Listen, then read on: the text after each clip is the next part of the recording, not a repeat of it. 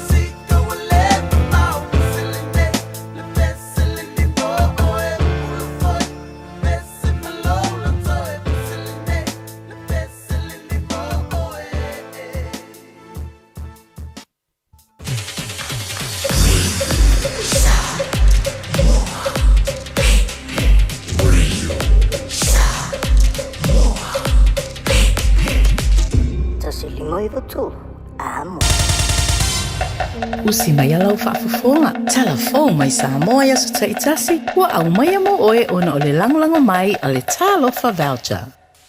E whatalofa no tātou o tunu rea matanga o le nei fwoi vai o sa fōu o tātou mafuta ma wheloa iai. Tala mai lo tātou o tunu. He leo toi solo muri tā penanga pāti wha upu whai. Mo le isi palo ta tele le tunu e peo na mori mawina i le vai aso o mawai. Le mamori atua i o sui tau wā ua wha orioli mō no whoa, o i tū mālo wha pālo tau le tino. I le vaenga wha upu whai o le wha tua i le tua sā mō o tasi, o le sui tau wā ta mā i ta i le tō wha pāuri mō ana lua manu vai, o si i lona a au e tau vai no whoa, o lona i tū mālo wha asale le anga mua mua, le olo tū la i le tofi whaipule le paya inga o lo i nei, le tasi o ta mā i ta i matina o le tino o le min staff o i lea, o wha amasinonga, le tō whāmata mua vāsati siri purufana. O le vai aso fo'i ua mawaena ma mori atuai i lea pāti wha upu whai, le sui wha tū mo le tofi wha olioli, o le tū mālo whale la taima sā matau, o le tō wha lea i a tele i ai Christian au sange. O le tu malo leo lo tu lai mai ai le teimi nei. Le fio ngā lupe matasila ngaru ma le mana tolonga tātongia tile le ia, o lo langolongo ina le vaenga wha upu whai e pui pui ai a te taua tangata. I le vaenga wha upu whai le valea, o lo avea nei mai tu wha upu whai o lo angai le malo. E to lua o lantou sui tau vāna ma mori atu i ai le whai unga o le vai aso o mawai. O le fionga i le tupufia, whaumuina o papo sonai, o se tasi o wha masino o le wha masino o whanua masuafa, o ia o se tasi o pele stene lango lango.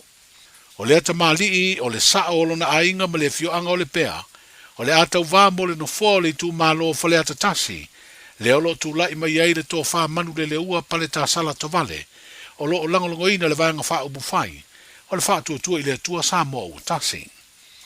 O le tu malo wha asale le angalua, le olo tu lai mai ai le tofi le tui whaipule, le fionga ma ngele se kati fiaui, o lo langolongo ina le tu wha ubu whai o le wha tua i le tua Samoa o tasi.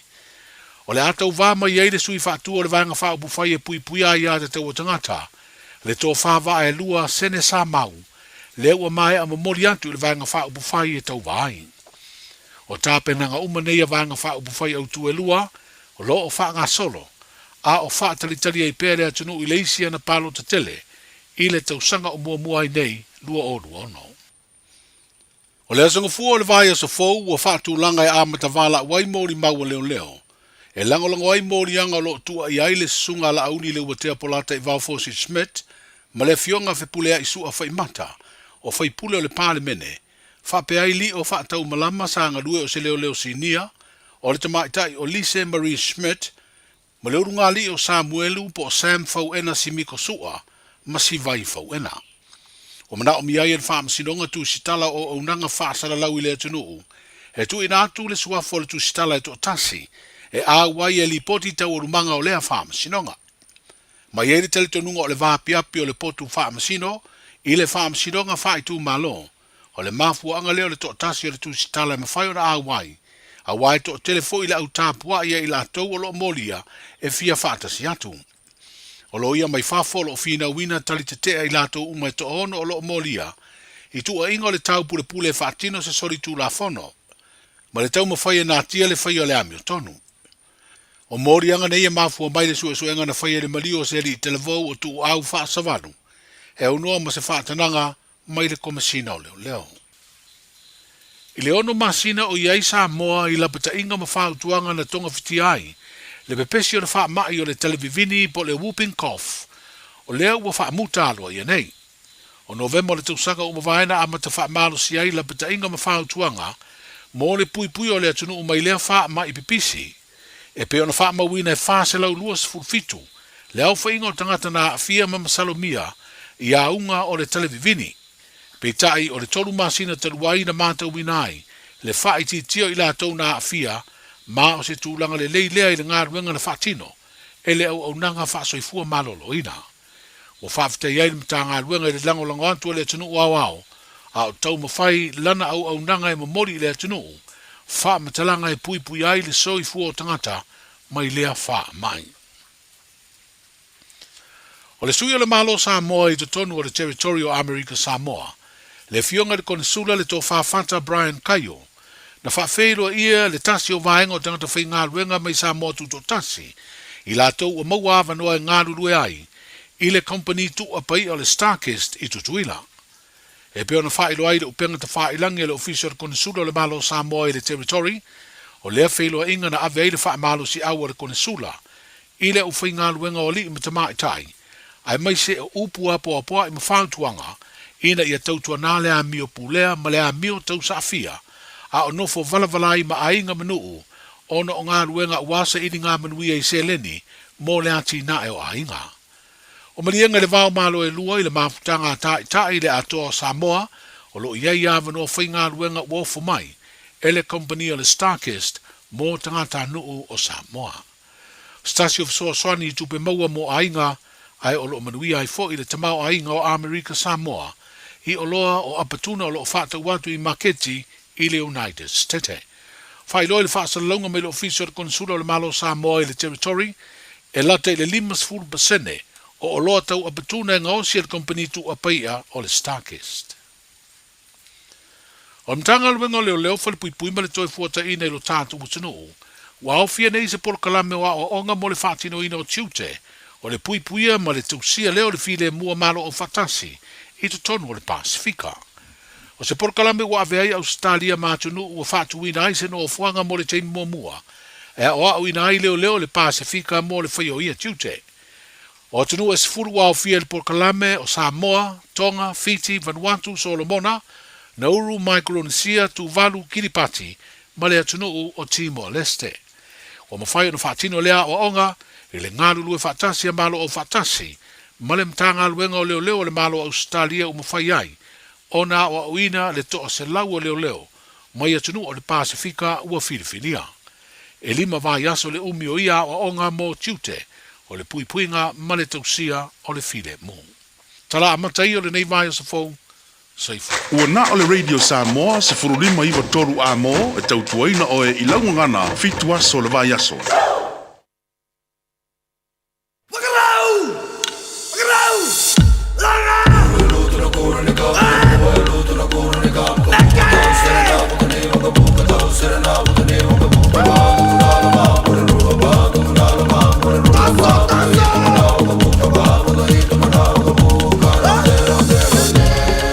Le wa tula mai le tatu taimi le nei fuwanga la fiafi ia ma le tautua le Radio Samoa se fululima iwa tolu amo.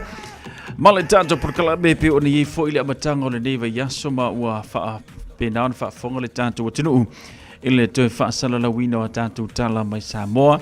Ia saunia ma fonga natu le sui Radio Samoa lo ngalue ma tautua mai le tatu o tinu le tau faa utanga vai tipi utanga vai sona faa poponga. Ia pi ona ile amatanga le neiva yaso lona aso ngafua le na foi la umfain fa fonga le tato tunu i melo tutupu ma vaenga o opisi e nei ia vaenga fa upu fai ia o male fa sauni atu mo le fainga palota ia o le tausanga fau ia o le mea masani te miani ia amati ona pisi kama ia o foi la ia le ina ua tula i mai ia ngā lua leo le whaipule e kausironga ia ainga mamanguia ia longa ia ainga ia mawhaia ia mea fia ia ai whaale tonu le tātou atinu upe o nei ai le nei mai teimi ua tātou iai pau o le mea silion na whaataua mo oe tatau ona e tilo a oi tu tonu o siu ainga ia po angi me o kukupu mai ai po o manui ai ia po polonga ai ia po mafaki ai to ina vainga fapena ia or keimi ngei ia or keimi o le sua malia upu ia o le keimi o le susua upu kama ia ai o lo fo ina uhiu ia le tausinionga ma le mea sa e tusi lima iai ia ngā lava o e sila ma e tilo i le mea o lo tupu i le taimi le nei ia ma tulanga pe o nei tātou lona winga ia pulea o i lau fitfilinga fai o ela o fitfilinga ia tulanga na pe ona ele tātou palota mo le tausanga fau ia maise ai o vaenga o lo reportia mai le tātou o tenu ia ma le tātou Sugi Radio Samoa o lo ngalue me tātou ma le tātou tenu mo le tufatasia o a tātou tala ia mo le whaafonga mai i le amatanga o le neiva yaso uilea o le whaafatai lava ma le viinga e whaafo i le tua i lana tausinga ia o lana alofa mlona anga le mfona te ina mai ia lo tosi fu le ngata fo leo le mato wala mo le fa wawino fe a mga renga te lo sa episit fa ngor vayaso fo fuanga fa le kanesia fo fuanga fa le ainga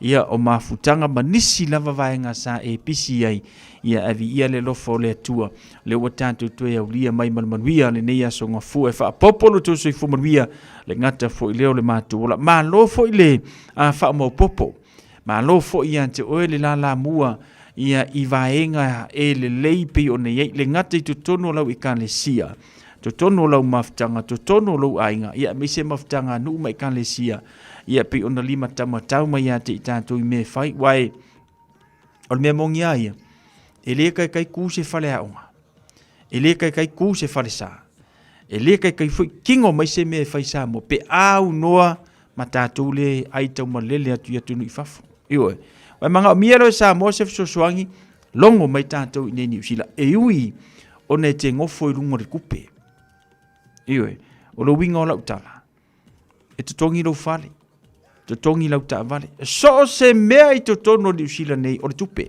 le wingang na jala e te nofo i lungo le tupe. Ai le mawhai ei ona ngalo ia te oe ona susu e lau wha malama, ma e tilo, ia i le mea na tātou tau wasa mai ai.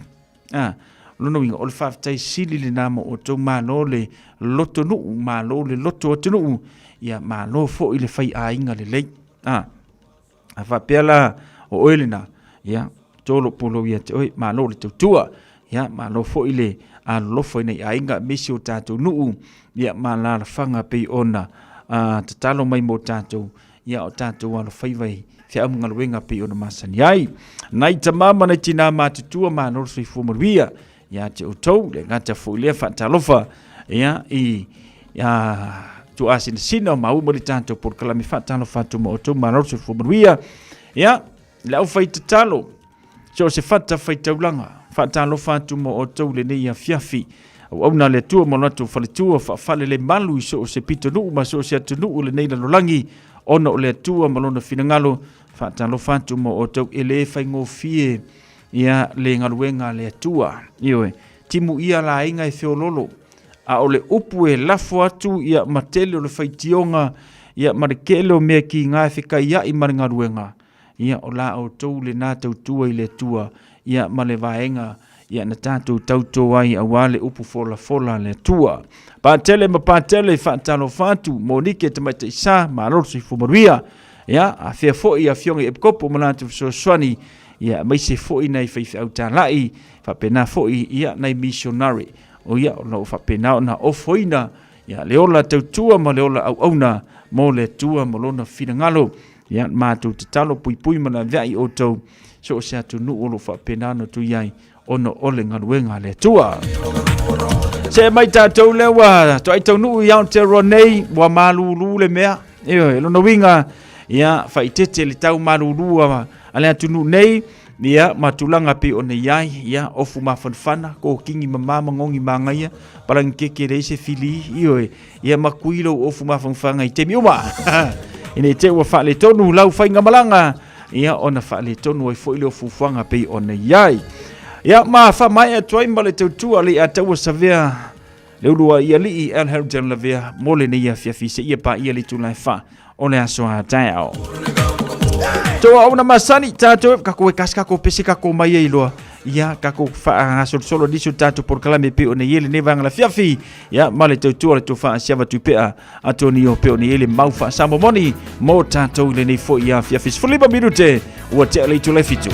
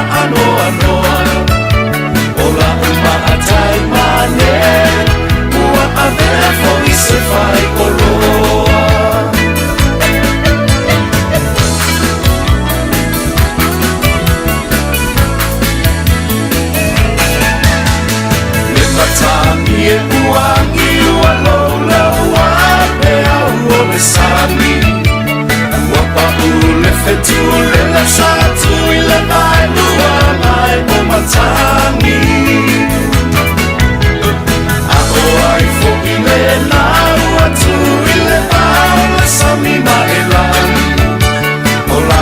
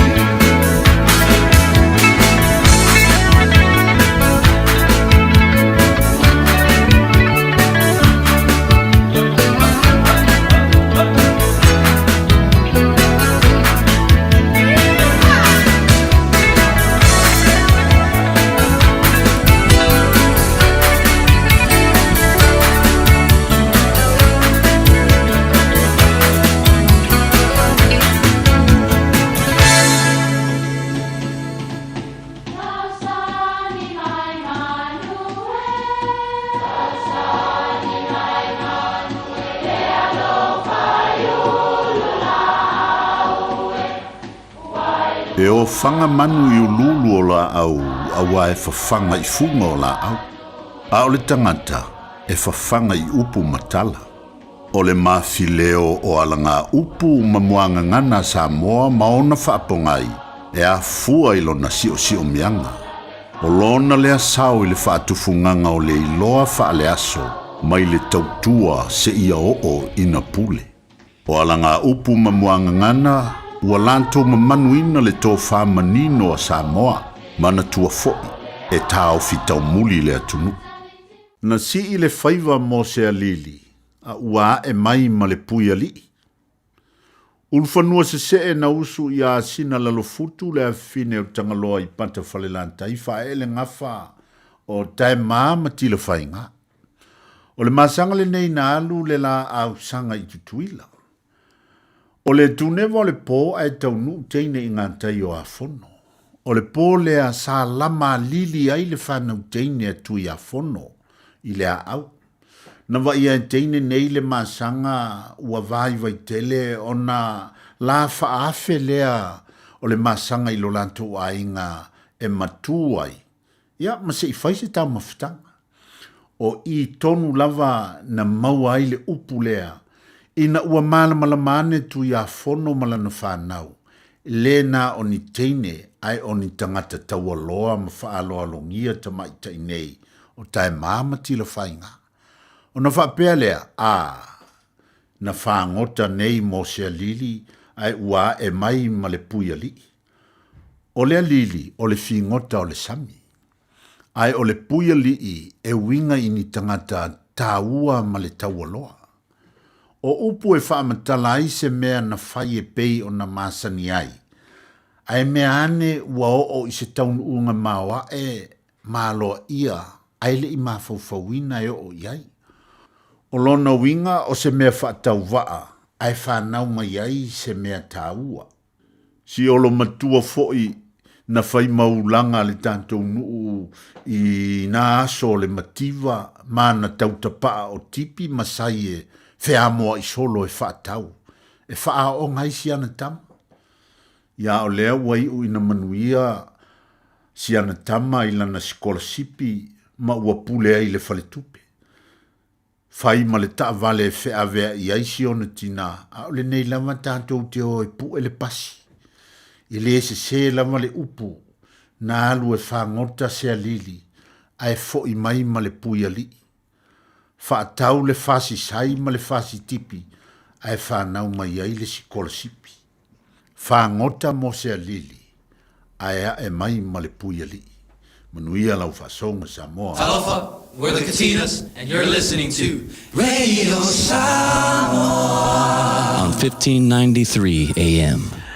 Le to fa asiava atonia tu pe mas fa ponga na o le tanto por kalame ya mau fa samo mondo le ne ya fiafi manai ia ole alili matulanga fa pena masani tatou ole maubanga ole alili io o kungange ole ia wa umamea sa fa pena na fa tau le to ina mare lo matua ia sa hi umanuia ia tatou wa ongi lava itemi mau war scholarship pe ainga or kai mi nge wo ye ka ko Peka King Costuna, KFC, McDonald's, takeaways. Umangela le vape mai la lola. Ole makaukia. Te fa java tu pe atori mo tata por kalamelena. Ya se ia ria foi dance wa tau session fa popo. Pantalo fantu Amelia fa moana soifu moria fa tele fa tasimai. Tina nga wang malo soifu moria tina fa talo fantu fa mo sa moria le fa ungol neva yaso. La ngata foi le sina leo malor si fumoria. Patalo fatu ya Peppa Smith missionary malor si fumoria Peppa. Kansiano sanele so fumoria fa tele fata si mai. Ja uso ya tet wi kafiola e che ko levanga e alu pole ko mamulu mai lavanga o e ko saua. Che chai alo fatu so fa tele fata si mai. Amamana mon wi o malainga ya ma por kalame fa nga solo. Atalo fatu e te panti ya famita malol se fumoria Amelia Mikaele fa tele fa te simina mai le fa ngol veaso Amelia Mikaele ya fa malole ngalulu e malo fo ya le on side ni ya fi malulu fa talo fatu ya malaki sua momoli atu lo faanga mole to fine I au kilani ma le whanau whapeona ainga umalava loo ia lo whaanga o vai to e whanga pepe malaki sua mo o to umalava i le nei fuivanga le fiafi. Ia, whapteitina me sili nei manuia oe, ia mangale ia Halo fatu, ia manuia tele nei vanga le fiafi. Los fulima minu te wa tele tu life features ka ko pesi o ka ko whaia makoma i le pesi i oe. O whai sau kuka le ngia fiafi, ni nei vai ngau tutou mei ana na fio tātou lina. Paunganga ka li sia, wakaunga ka le soi fuanga ngei. Patalo fatu ya Chelsea Rata. Alai faiva sele manolo se fumuia fa tele fatta se mai manuia ya manolongo le nei fo ya fiafi.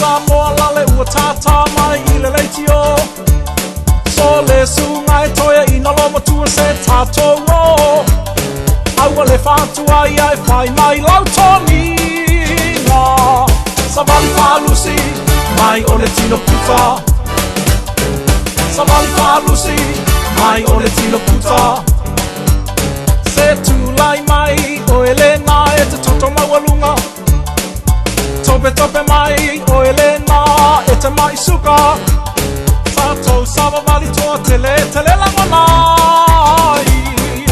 Solelama, oh Sophia ai. Solelama, oh Sophia ai. Papela manai papalangi, malato pale koleni. Tu mama ina itamaiti o le kokonati. Ta male nei masola, ela ala ala matau ta. Ai o le popo mamo mai le tua mata. Se tu lai mai o elena e te toto mawalunga. Tope tope mai o elena e te mai suka. Tato sama vali toa tele tele la mamai. O Solelama, o Sophia ai. O Solelama, o Sophia ai.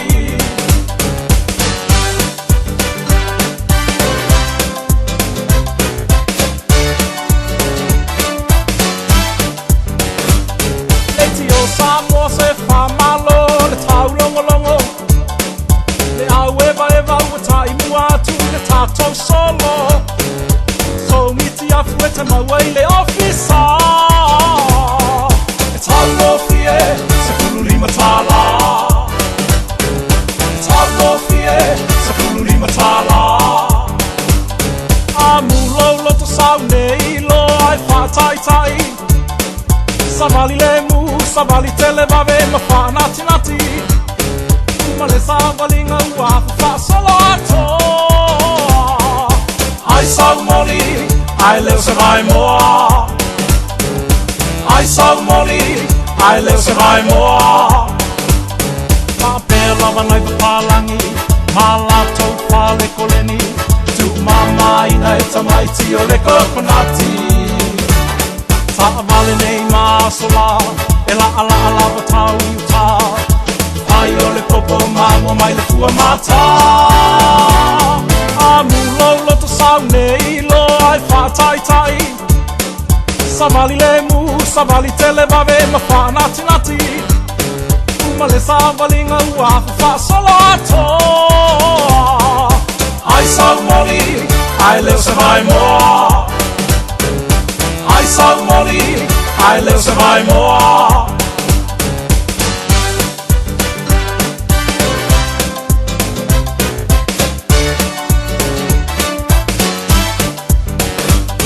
Tatou sawa vali manuele yo mai oni mai. If you can do, doctor said no tonga fiti. Come and join to walking Samoa. Make you happy and atata.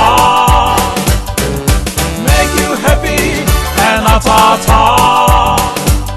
Tato sama vali manuele yo mai oni mai.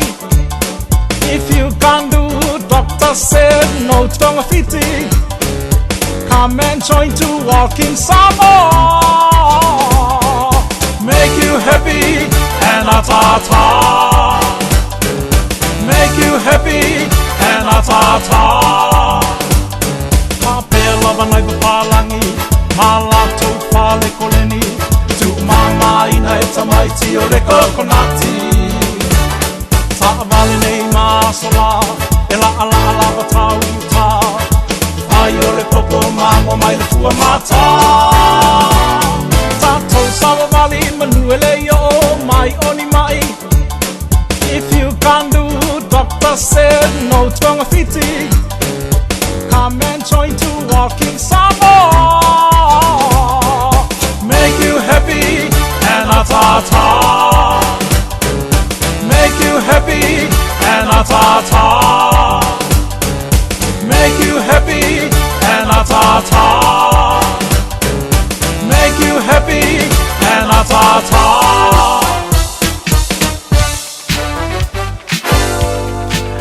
Nai whawhiwhianga su whiwhiloi mō tātou le nei wanga le whiawhikero o le mea ngai mo ia ke oe pēa lusi ngiau kilo se lima se vai aso. Make you happy ia mai ata ata ia la ia lea a. Koe lusi le se au 5 kilo i le si vai aso wawa is so nice. Ia ngā mai lo le whawhawhingi, it's so nice. Atalo whātu ka whai atasi lua tolu ka lofa ia talofa tangata uma i oe. Atalo whātu ka whai atalofa foi tangata uma so ngalave no manera. Alo fatu waftel fatu simai kan faya. Fatalo fatu fole tato por kalame. Ya, di Mikael la Pepe, Yoane, Tinonga alo fatu toina. Waftel fatu simai vavale. Awelua so fumaria whaftaile whatasi mai wawale ia lofa tele mo o tātou whamarianga las whanau mana so soifua pia whapeo le solo waso whanau na bala umali e te tolu fitu tanslima i vatolu ia mai e tātou waso whanau le nei fwoi vanga le fiafi lunga le tātou Facebook page po le tātou YouTube channel mawailo noa wal whamarianga las whanau ia ma le tātou email o le on air at radiosamoa.co.nz maua le iai Pamrianga las whanau mo tātou le nei vanga la fiafi. Ia, sia uso au le lei lave na nai alofatu sia uso a mai ka ua le nei a fiafi. Tai le vata si mai i le nei vanga o le fiafi. Tātou pamrianga las whanau mana soifua se iau kilukilo a kulungon masingilia. Pea la emo mea kia ue ia ufa a manu yanga ia tau numai. Ai siu kango kisiaki po inka kufa mangianga las whanau le nei a fiafi. Lele talofa le valau sono mai. Talofa sau. Soi fu manuia. Ya alofa i lau sunga le o kule po ia piapi. Kai lava bolo wa ngoa. Ngoa. Si wa kaira Queen San. Leo dia o la so ye wa ko longa dua kausanga. Ya pa kaire ko e lava ma po kio i mai. Ia fa kaile ko le molo malosi isaia sai lava ile ko le molo malosi mai le kingo le fa te ngai mo ia ngai pa ngau mai lava ia fa kaile ko le molo malosi ma le o mai le pua ia fa mang mianga ngai le fo uma kwalka kuai ngai ia oe va le o du ko sang ia o le Queen San le ma ko vai ia ma ko vai ia ia bang ye kelo was fa ngau fa mang mianga ngai va ku yo ma ko ke ringa ma ia ma kuis i va pe foi ma ko lu nga o vai ko ma ke kisa ia ale nga ka foi leo a famba ma kuri ia va pe foi lu nga vai o kioaka ia ai marka ko ai nga uma wanko mo wanti ia mo ke lu as fa nga va pe foi lu me yo wanko sa australia mo ela kali ai pasi silo fa ngo kui fasi o yo ma o makayasi ma iri mo ele akali ia papi kere lava saui mangwela kiu ke ngai po tai lava no fatu manuia fo ile lua te usango se walo manuia ne fiafi ia fa soi foia na to matala tanto laina mo ai ila u fa mani yanga le utanu mai i lunga le tanto imeli mai a me alofa samuelu fa mani yanga mo alofa anga mo se tasio le fanau le antele ia Raymond Atlanta Smith o le aso le neis fulmaliva ma sina lima lu o lima wa whapeo na ulia mai ai ia lona se fulu lima teusanga i le so o le viinga e fo i le tamau i le langi o no nei teusanga e tele ua e au lia san ia o le whaki kuai le whaki o le pese le aingi whaki fau o le tō anga i le aonga ma le lotu wha mua le tua i mea uma e te whaia e manui ai o si tai matama le lei e te mawai le mea o ngā. E leo ni mea lofa po ni tupe. Ao le whawhetai sili o mātou mo o ngā lofa ia te o e whaapopo nisi asu se tele. Molo wolanga.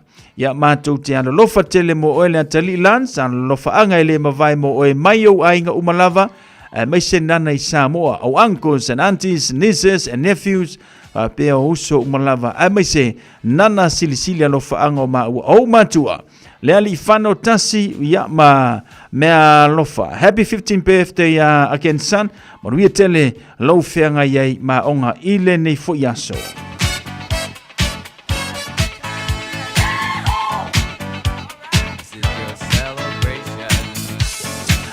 Lesi tanto waso whanau le wa wai atua ile nei a fiafi whamanianga leso whanau Lose Dominico. Wait, shortly. Aso soi fua se uso ia Rose.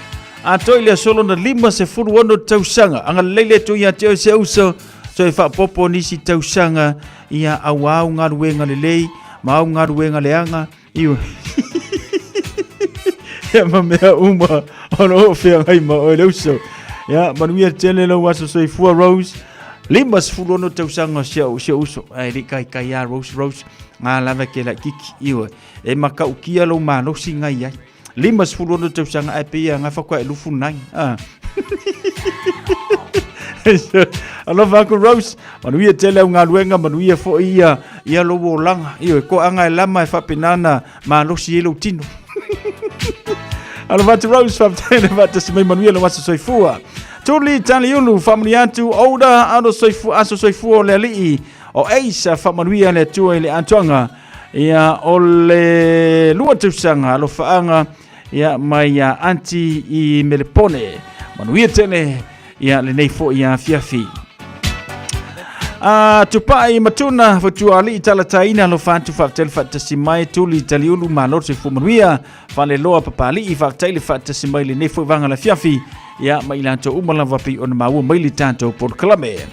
Se o kirkilo ko pesisi tanto lo fanga le ai ia ulunga ngat pau fo lana tanto lo fanga le nei fo vanga ole a fiafi. Tuli taliulu alo fatu ya eisa lo faanga anti tuli ya ma meli. Ya manuia tele ne fiafia to umalama ya le masio kan sia ku pesi ka ko fa mongianga le sfanga wale ai lo ngobi o ka ko so fanga umanga ya le ka ngu me tia ule nei fu vanga ole a fiafi male tu le radio Samoa se furulima iva tolu amo.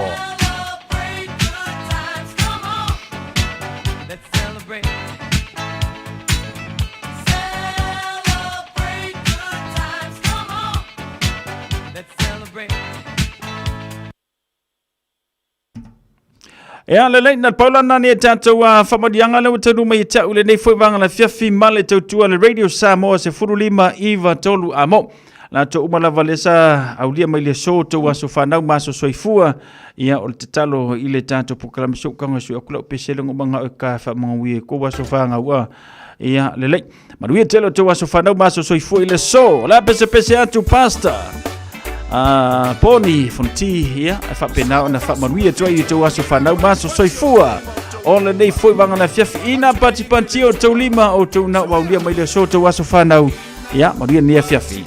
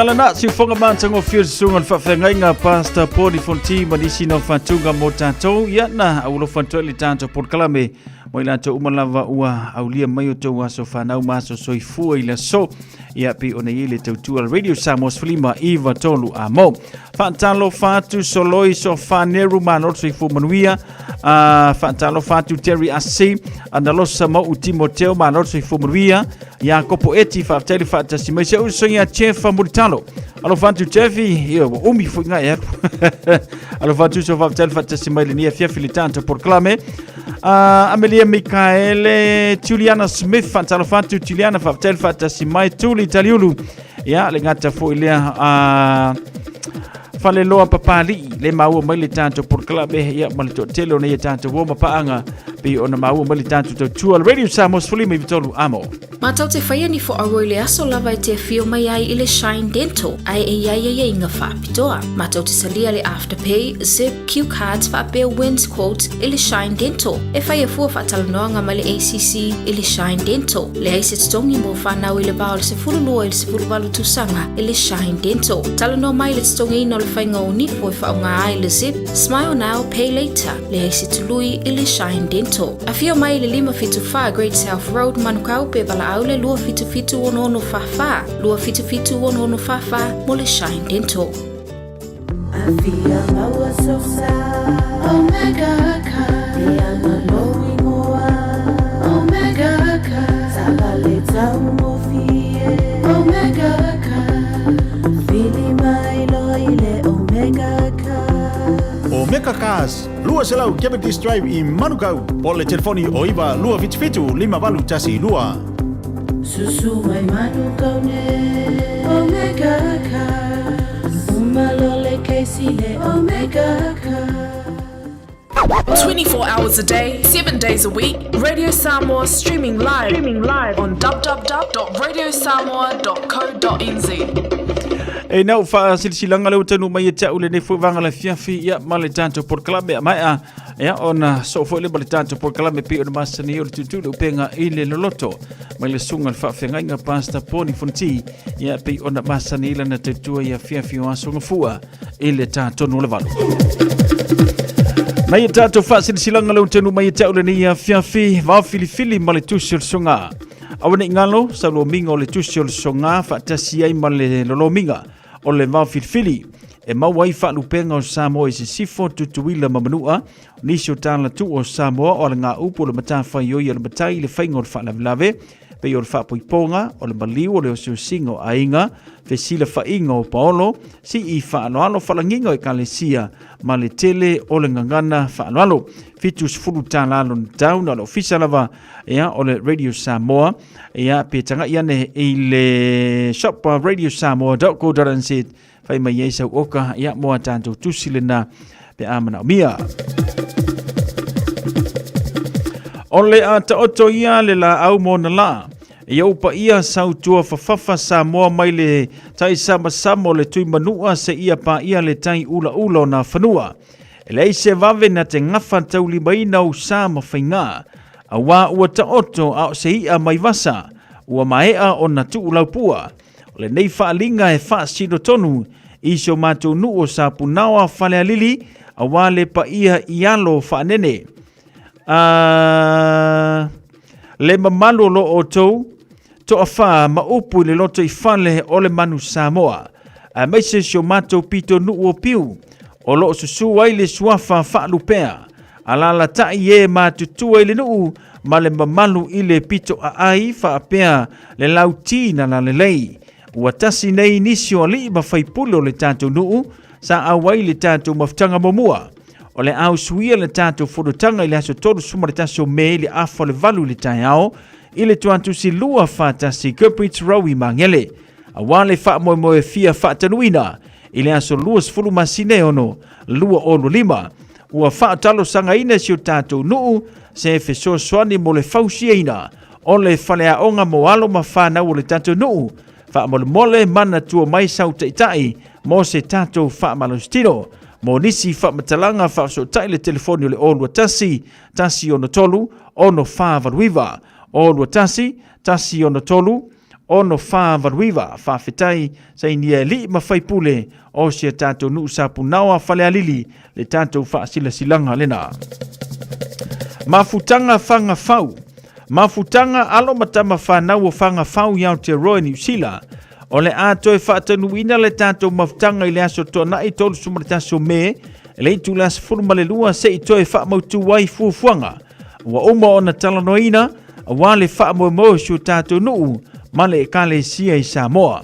O le vala au atuai lo o tau pa ia malo o tau mamalu, whira iai le aso ua ta ua, o ai fo i se tama whanau o whanga whau e maua mai le nei wha asaralaunga, a fio mai, maliu mai, tātou mafuta i le aso, tautua nā le tātou teimi, o le tuatusi o le tasi lua tolu Royal Rogue Messi, walau le telefoni o le o lua tasi, o valuono, lua tolu tolu lima lua, o lua tasi, o valuono, lua tolu tolu lima lua, po le o lua lua, tasi valufitu, tolu lima valutasi, o lua lua, tasi valufitu, tolu lima valutasi whaaftai, o le laulau, o lo sainia le tātou wha sila silanga lena. Ya, nal paulo na tātou wha silanga, se i o koe siaki aku le sivaenga le pe isi si tātou wha silanga, i le nei fuivanga le afiafi. Ya, ona wha ngā solo i fui leo nisi o tātou por kalame, ia pei ona masaniai.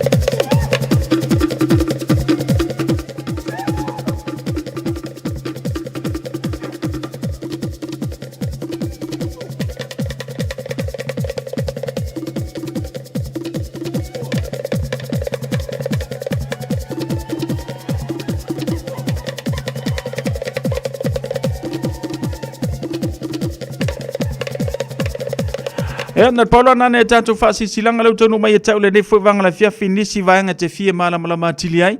Malama li tātou telefoni o le lua no lua tansilima i vitolu, lua no lua tansilima i vitolu.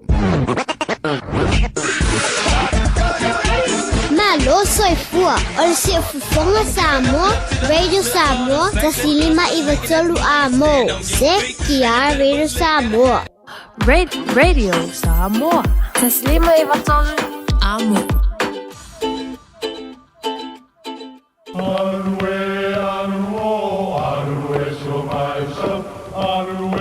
O Samoa o le atunu ua mai au na tofi.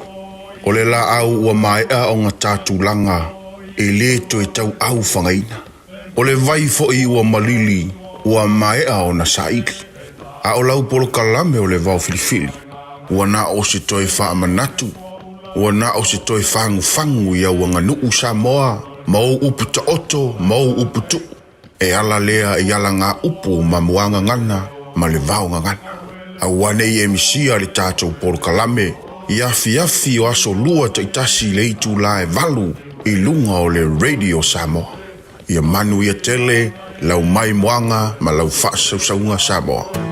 O se tala fiafia nei Samoa, wei nei se tautua ma se aunanga family noto mai le company o le City Car watu si tasi dua lua Lincoln Road Henderson. Te maua iai le tele o tawa la poa band e o foi tatu tawa le laiti. Tania foi la tofa le tonu tongi e talafu mo le tatu cashback. Ama tatu lima se lausi aga ia tu le lima afe tala. Pe sota imai ulungia Peter Perenanto le numera o lua tasi o walewalu fitu lua. Pe amanau mia se tawa le fau molo ainga i le tau malulu. City Car .nz.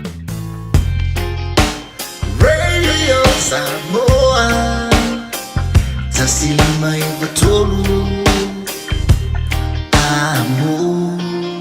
Radio Samoa, tasilima i vitolu amo.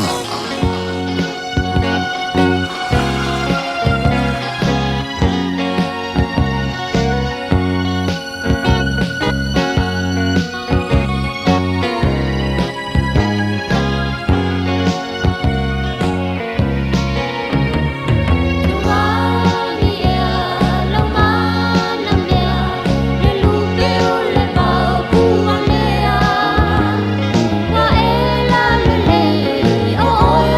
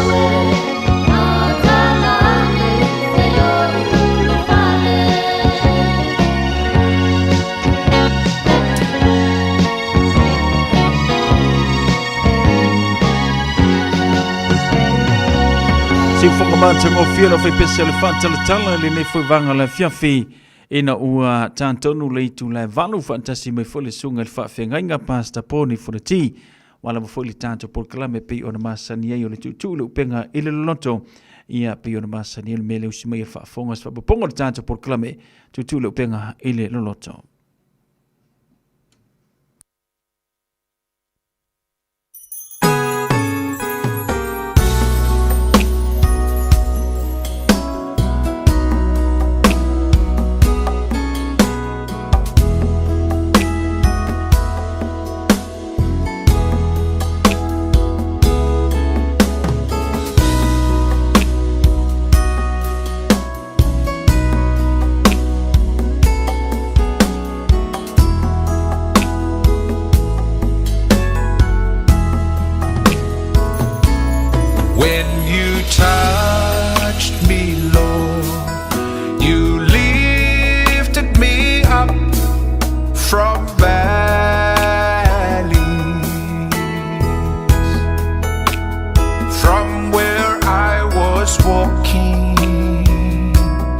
With no hope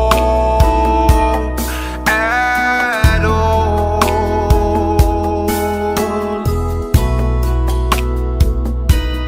When you touch me, Lord, you healed my soul from sin.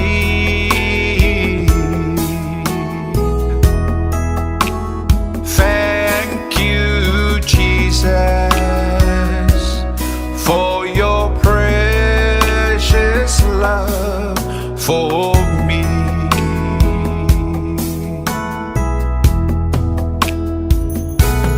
When you touched me, Lord, you lifted me up from valleys,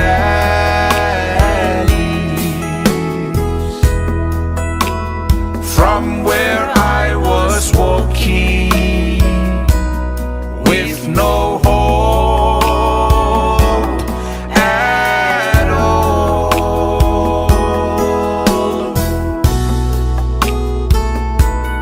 When you touch me, Lord, you healed my soul from sin.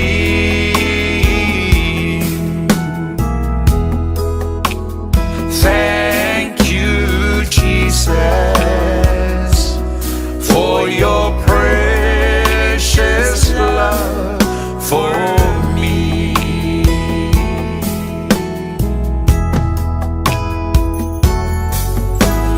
Touch me again, oh Lord, touch me. I am a sinner, more of you.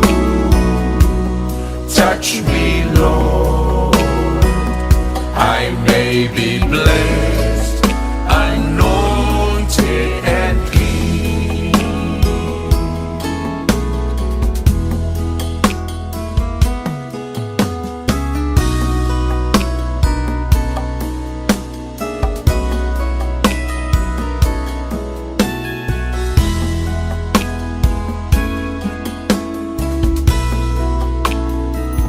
Ina ua e pai mai, ma ave ese mai au mai valu. Ile mea sa o savani ai, sale ai, ma so ufa a moe moe.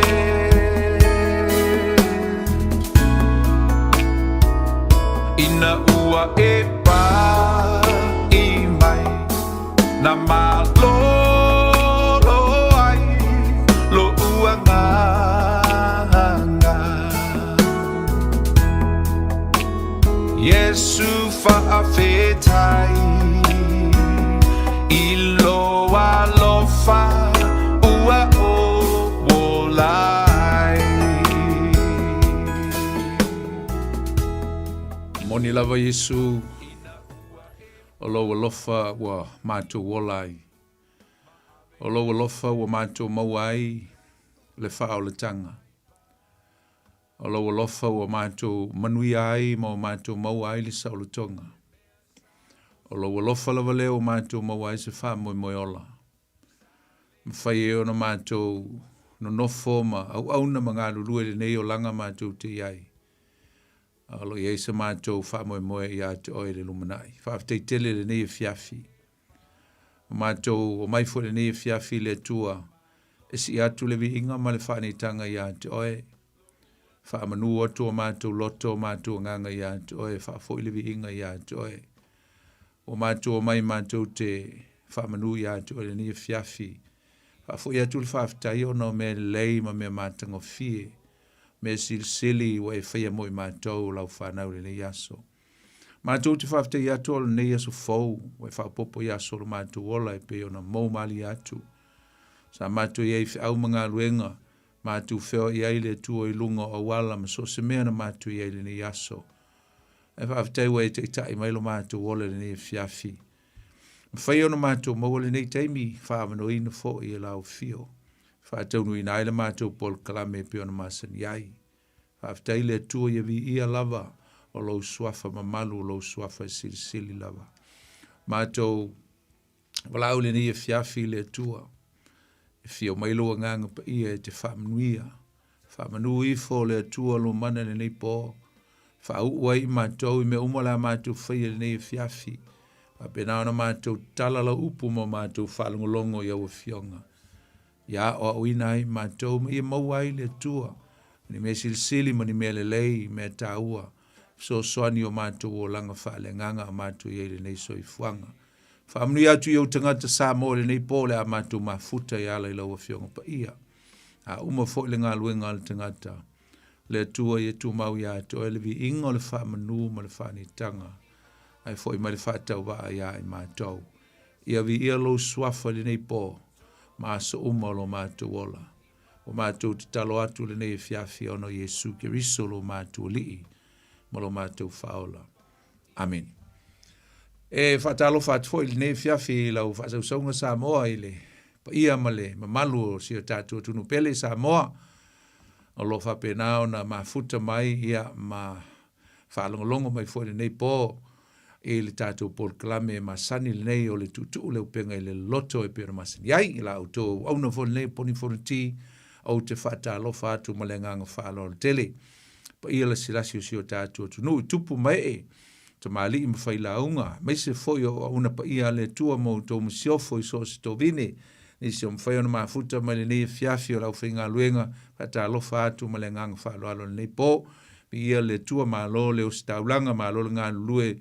I le tua malon finangalo nei foi vai sa fata lo fatu ina yo tato tu asensina fai foi le fai vol ta pua I mutalo ya o lo fai vata mafana o sa mo le aso e pe fol nei aso o la tu talo I o manui ai me oma e pe ona alo I ai si o tato tu no I tute mafai vai mai se foi o la o tu talo mo le au finga luenga le tua vi le tua fata lo fatu ya tu tau ta mama tina mātutua, e le nei fiafi, ia le tua. Ia, e whatalofa fo inisio lo whaafonga mai tono mo ta ngase le ngata fo I leo tono whalpuipui, e whaio e mafuta mai I tono nino whanga, whatalofa ia te utau nei fiafi swafa Yesu. Whatalofa atu, e lau whenga luenga le nei fiafi, inisio ngā lulue I whaiva mtiute pe ona masani ai, ia o nisi foi, ia whatoa manawa atu, e le nei foi taimi, ia le ngata foi leo nisi o le ao, o lava I le tae ao, ia la autu au nanga I tiute mawhaiva. Whata alofa ia te autou, ia I manuia lava whaiva mtiute whenga ia le foi nepo, to e foi et foi ainga steimia mana vai, pui le atua I ala ma me umo le awia. E whata alofa atu e le, ia ma le mamalu Samoa, ia o lo e mpapa ao I tu e fio le nei ke lope o lo tatu iai, ia ono le sailinga ma lo lava, sailinga o le manuia, mai se fo ia o le lumanai mo na o tatu ainga mwhanau, whata alofa ia te utaupo, whe lava se atu nu o lo e mafuta mai ai, whata alofa atu ma le nganga fifia le nei fiafi e le suafo Yesu le tatu lii. Whata alofa nisi o asia si mai tono au kila nei, wafo ia maftanga I kalisia le ngata fo lea ia o ainga ia mafale ve lave fo nei soifuanga o mafuai ona o mai tonu au kilani nei ia po le alava se mafuanga ua e asiasi mai e le ngata o tunu mamaua o mai felelei mai ia ma asiasi mai mafuta mai le nei fo i fiafi ia le ngata fo leo nisi na malanga mai le lo le tu atu le lo le nei tunu ia malunga fo i fai o tou nei au kilani fata alofa ia te o tou le suafo Yesu ia fu stemi to te liwa tu fai ngā malanga ia i le anga le leo le tua ia lungo ala lungo le ea ia ma so se meo le au ia o tou fa manu atu le tua fata alofa fo i se tasi o asia se tasi o fa fonga mai le fiafi o stemi mo mua le nei o fta e fa fonga mai le tatu por klame le tutu o le penga le loto fa ptol fata alofa ia oe leu sol tu final tama o le tina i le li ia wane i ave sea lau ngila o lau le tio ia po lau telefoni foi i le tatou mafutanga fa mai ale le tu la le afa leiva mai ale tatou mafutanga ia maua se fa silinga malo si fa le nganga fe so ni tu le nei mata upu fa le nganga ia oe i lau sabalinga fa le nganga ia mai tatou uma ia le tua Pata alofa fo sunga ya sau lo tula i mai fo nei po nia fa nia le tua sau ya to male ainga vi ia le tua e ai fo nisi na fa nia so fa na pe on fa longo mai li fiafi lungo le ala ia fa nia tu fa to le tato pol klamel ne tu le penga le loto ya toi pe fa o lo waso sui fua ia le ne yaso vi ia le tua ia o le ne fiafi fa walta to mta upu pe on tato tala noa mai ai o lo tātou whangaina i le whātāwaina, le nei awa noa e whātāwaina ai le whāse fulu aso e mua mai i le asesione. O le tātou te whātāwaina aso e whāse fulu. Talua na toi tū Yesu mai i le aso na toi tū a Yesu na tātou whailungaina le toi tū Yesu i le aso sa, i le aso lua se fulu a perila. A le lau o mai le aso le nei. Au whaitau atu e mo vai atu e le ka lena. Vai atu nei lau telefoni vai le ka lena. O le tolu se fulu ai le nei o aso le nei. Talu mai le aso na toi tu ai Yesu. Tolu se fulu le aso le nei. A mata mai le aso lua se fulu o aprila. Si a o mai i le aso le nei. Lea ua ato e le tolu se fulu o aso.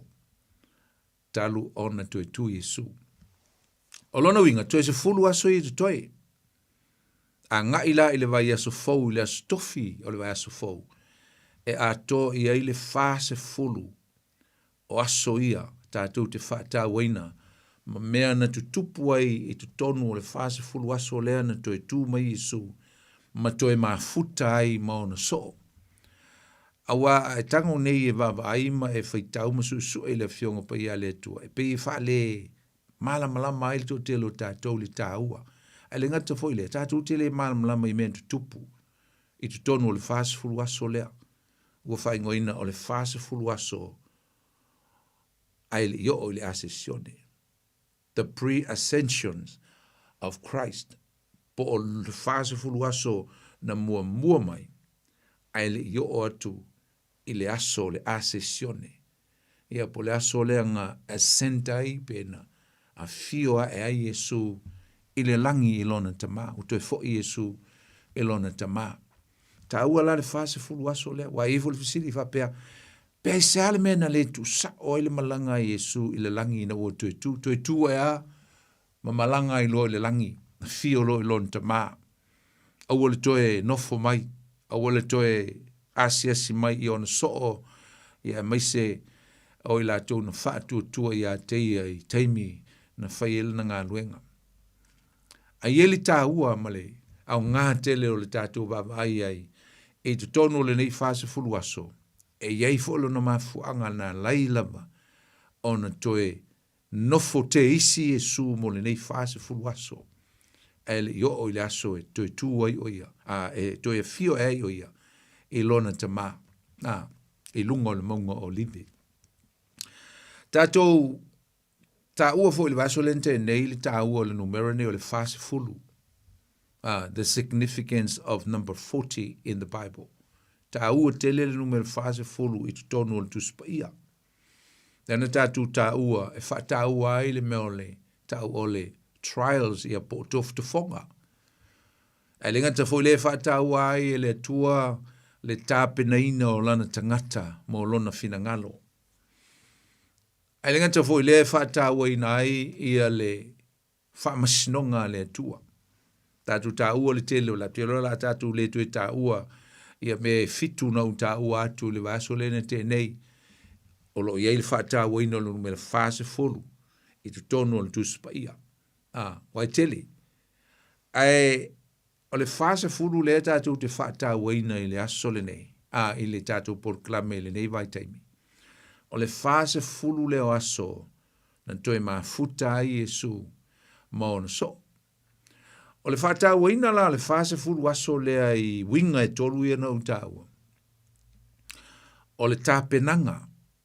The preparation. To e nofo te isi a Yesu se i tā pena, ia mauti noa ua tā pena le leo na so. Mo me lua. Tala ina o le malo le tua, le tala le leo le malo le tua.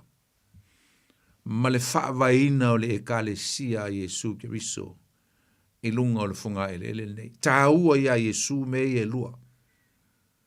No wonder why Jesus delayed, stay on earth for another 40 days. Why? Because these two things were very important in the heart of Christ, of Jesus.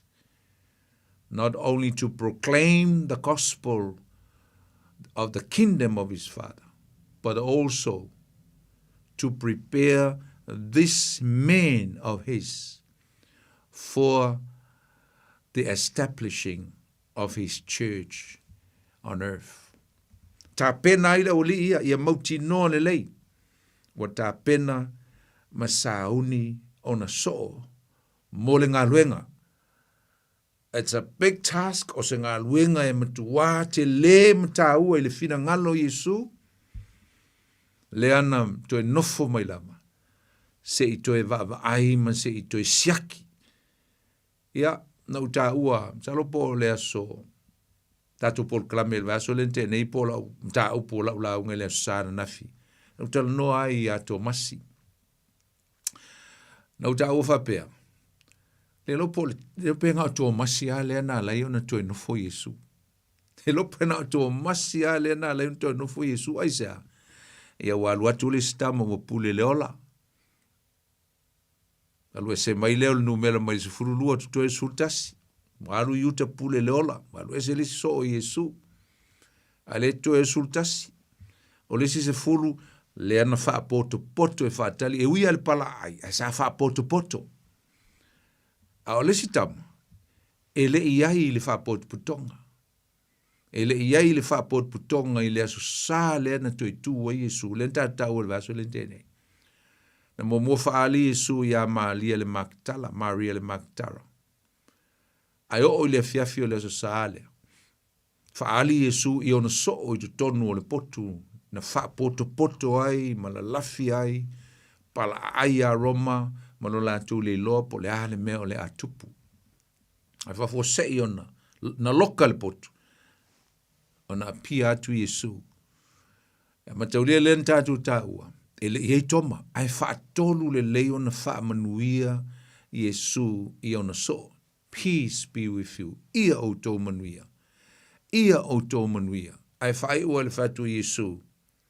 Ia o tō talia le anganga pa ia. Ai misi e toma. Tā ua le tātou whaata waina la tātou le tue tele ia. Ili tā ua o le mea. O le misi o le maftanga. O le iai le whaapot putonga o le whanau o le tua. Ina ia ma nava mai le tua le na whaamunianga. Ma nava mai le tua le nganga pa ia. A o laite iai. Au tā ua na fi se upu whapea. Every blessings are very important in a particular moment. So se whaamanuianga lava, e tā ua lava le nā whaamanuianga i le nā lava teimi. e le o mai le whaamnianga o le sa le la leo te atu e tau whai e le whaamnianga e toe kawa i pe toe tau pupuni e pe whaalewe lave i whaamnianga fau e mai e le tua i le aso sa fau le nei ia po le aso fau le nei po anafi e se vui whaamnianga e mai e le tua i le aso sa lisi aso sa e tofu lava le moment le taimi a le tua mana whaamnianga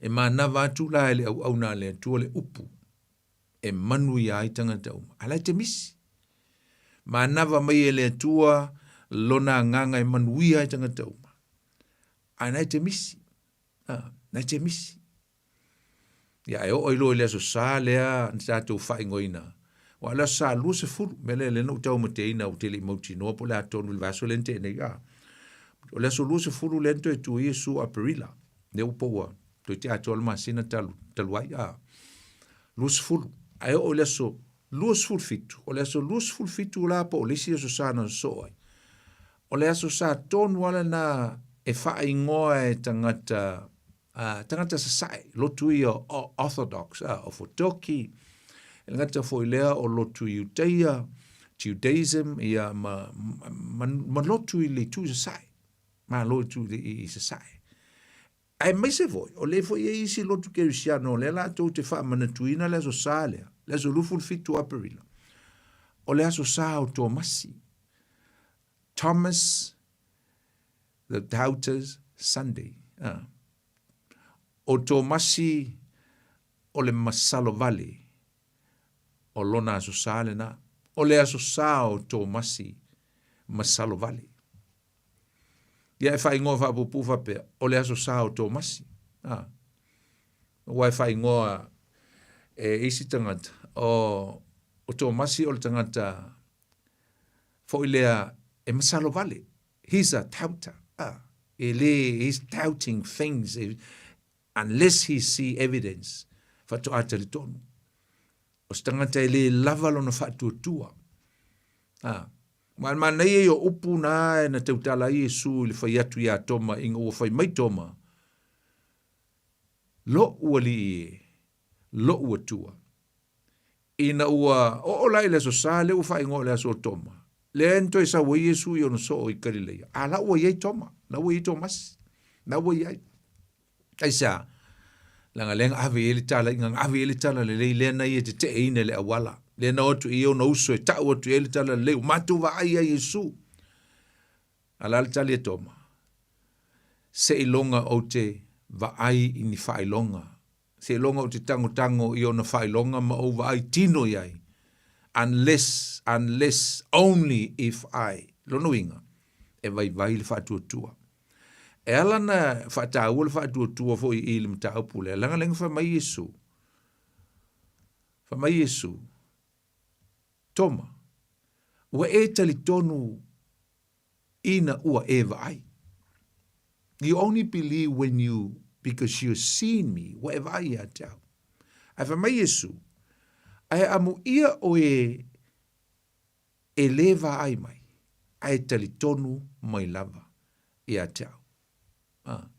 Blessed are those who cannot see me, but still believe in me.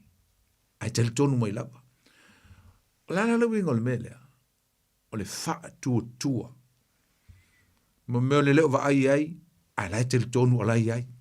Ele i wa ai, ele tau atu le tala le tala leu te tu Yesu. Ele i wa ai a toma. Ai ona o lea o ina o lona o langa Yesu. Le tolu tau sanga. O te tau ono wha tua i le upu. Wha tua i lona li.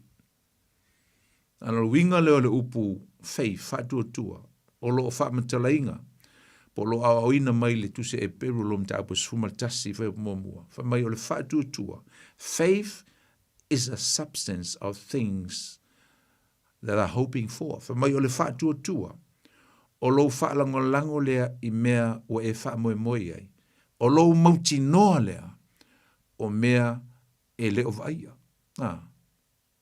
The assurance of things that you cannot see. Wa e loa o lai ai. Ai te leo wa ai. Tu sa la le fa ia tu Yesu ia toma hi. Toma. Se amu ia le tangata i eiso na whaatua mai i atea. Na e le tele tonu le watu o uso ta watu wa mātou wa ai le li na mātou mafuta.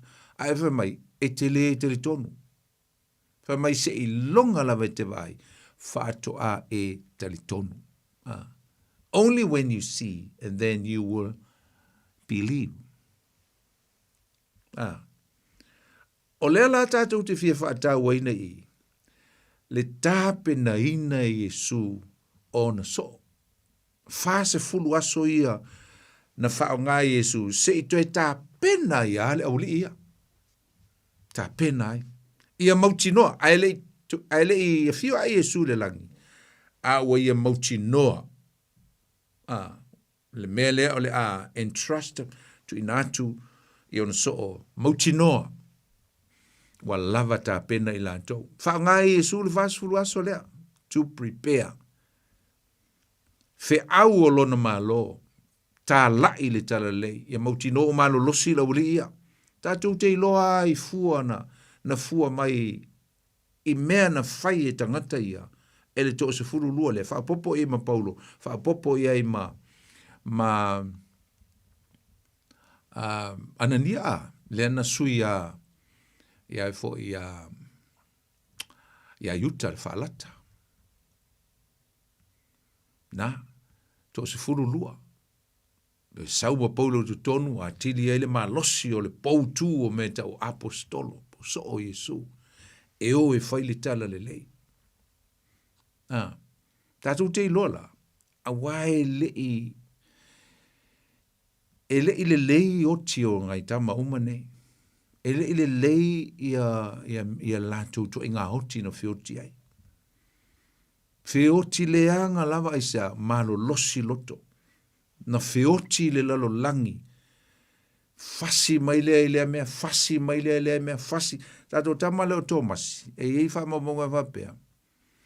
Na fasioti mai pe na whana e se au pole. E to tonu intia, na oti mai intia. Tātou mawawhau ia Peteru na tipi e Nero. Le Emperor Roma leulu. Tātou mawawhau ia Paulo na tipi fo i leulu o Paulo. O le na fisosoani lau apostolo Yesu. Tātou mawawhau ia Bartolomaio. Tu tonu Afrika. Na fasioti ai. Na fasioti ai foi. To tele o le awali ia o le awali ia. Fioti solo mai. Ile lo langi. Aisa na lava ta pena. Ele ise pala ai. Le ise fefefe. O le mele namna o Yesu yon so. Ia tutoa o la tu loto. Ma i o la tu fatu tuaina. Le mana e mwhaiono la tu whaiai. La tu te o ma le mana wei tu inatu le pule iai la tau. E o e whai ele ngā luenga. Ele ngata foi lea. O le amteina o le kalesia. Langa le ei tonu i le tama le ingo ia kefa. No wingo le papa. Whatu e Yesu. Te ati na e lau e kalesia i lungo le nei papa. E lua papa na tal no Yesu. Ele ngata o ia o le papa. Petro. A o Peteru foi. Whai mai e ati na e lau e kalesia i lunga ia te oe. O le papa la ititi. A o Yesu o le papa maua lalo le wha vai ma waa leo le kalesia. A le wha vai ali. O lana uwhinga luenga lea. O so. E ei ia le wha vai ali mai. E le si ma le wha vai ali mai. Wha vai ali mai la na. Le a whaia le ngā luenga le tua. A Yesu Kiriso. A o lalo. O la solid lalo le kalesia langa o le Yesu.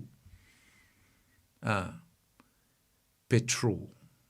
E lua upo le Petro. Yesu e ave le papa malosi i lalo. A Petero. O le iku kongu i.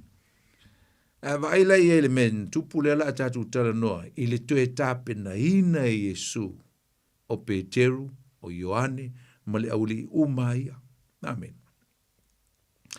Ale ase e tato woe. E whai tausin tato tusi. On tato woe lo lea e. Fia wha awa wina la vanga ili tusi e Ioane lona mtau po e lusu maltasi. So foi te uina mai fai mo mua. O mawai a mea, ona toe whaari leo Yesu, ile au soo, ile vai o tiperia.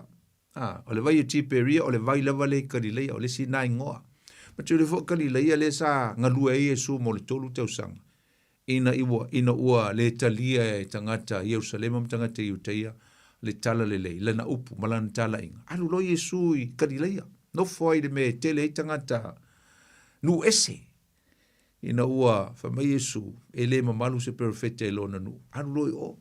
Ma ua mai a o karileia le ngtatu ta ua foi. Karileia o se nu maua lalo. E matitiwa. E ola le sami.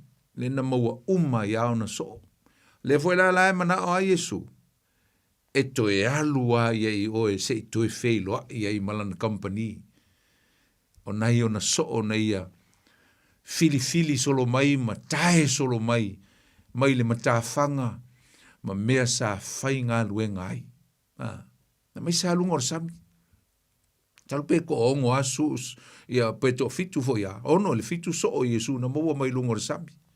Ia mai se o li e, whai lako, whai le professional job i lunga o lau ele pe o le ia mātaio, le ao la fonga, tangata e, whea ngai male, peni male api, al to tele olisi o lia, tangata e whatauwa, tangata e le taualoa, tangata e pi amu i tangata, tango le tua e whao ngā le mea valea ma le mea vai, oka, mailo le apostolo Paulo, e whao ngā e le tua mea vai, e wha mai nai mea malosi, whao ngā e le tua mea valea, to confound the wise, e wha mai nai e popoto, God used fools to confound the wise.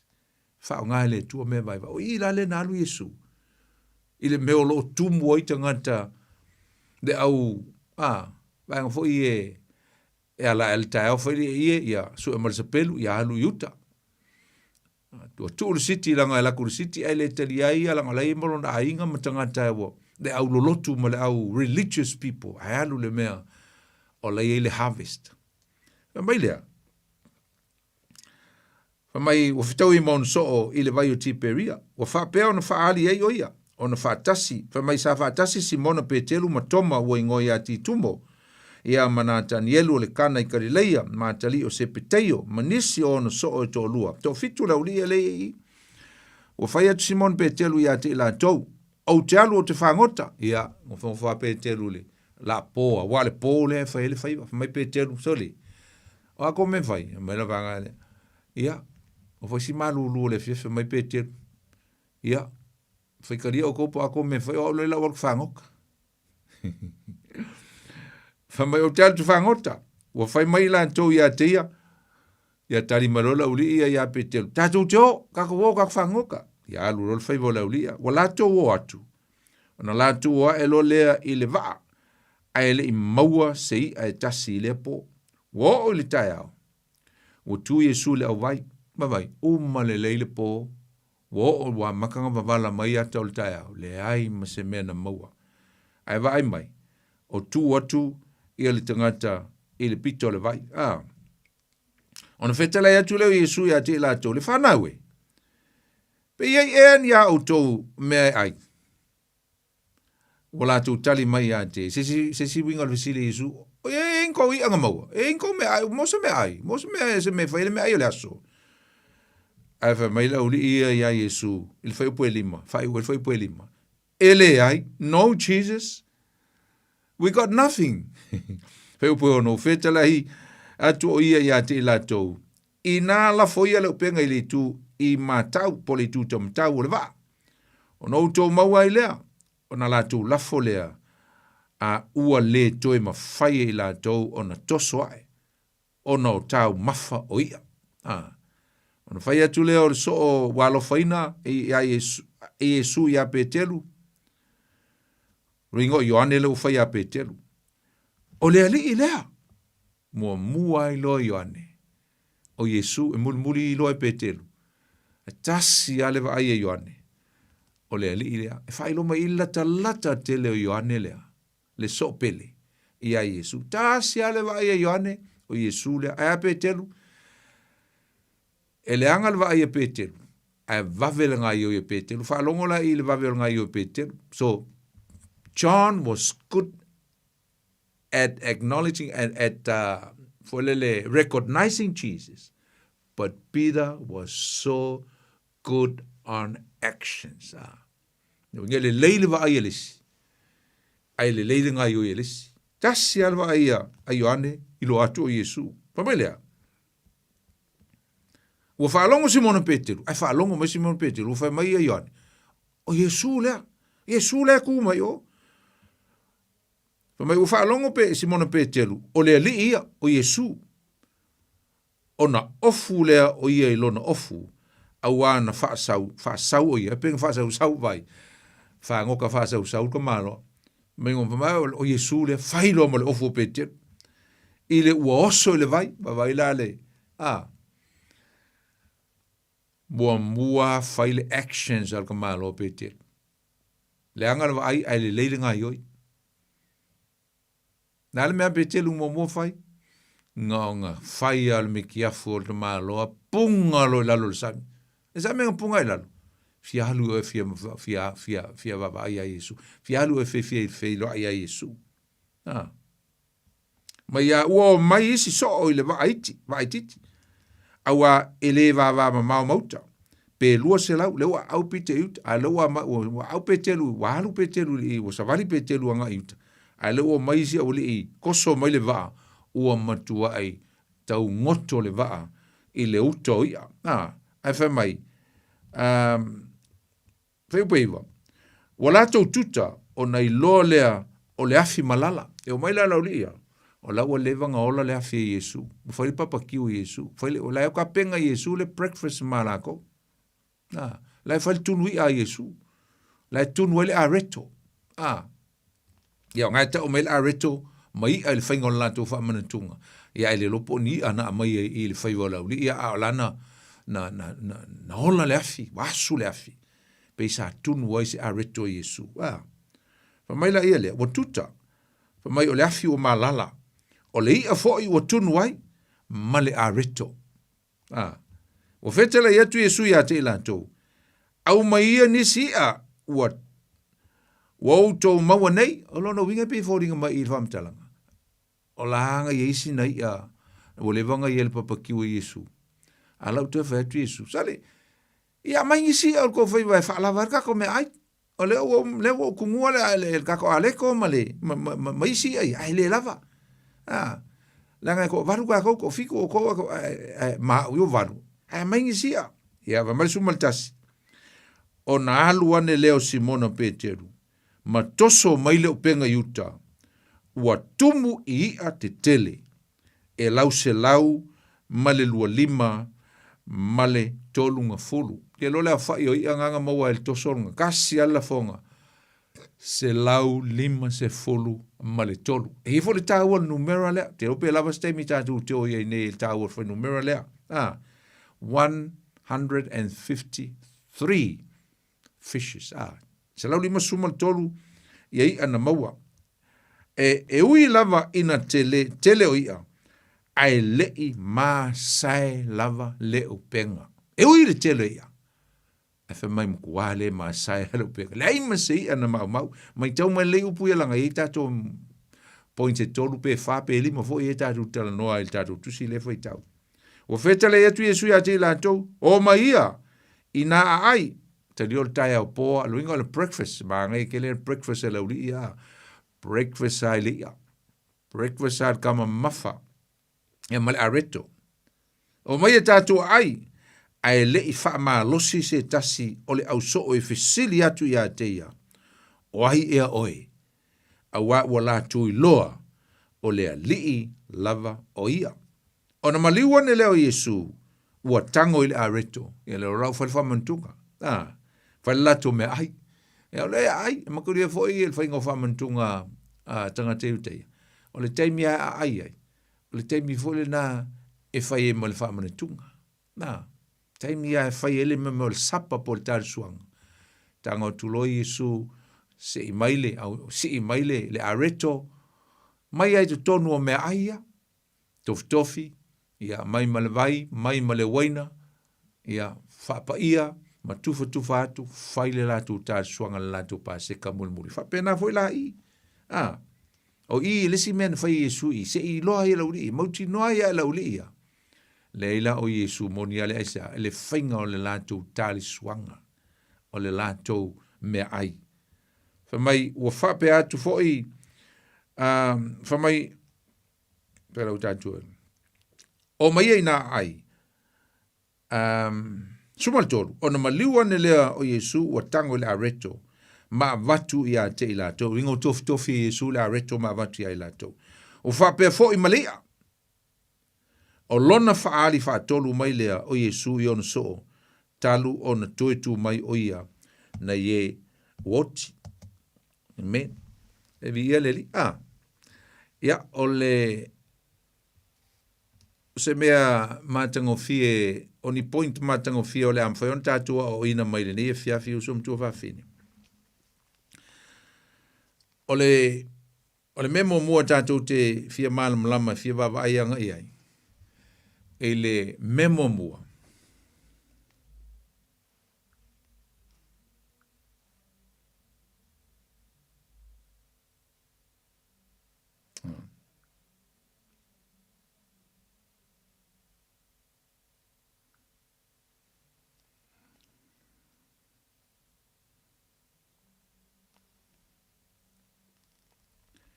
O le memo mua tātou te fia o ina maile i le tātou mtaupu.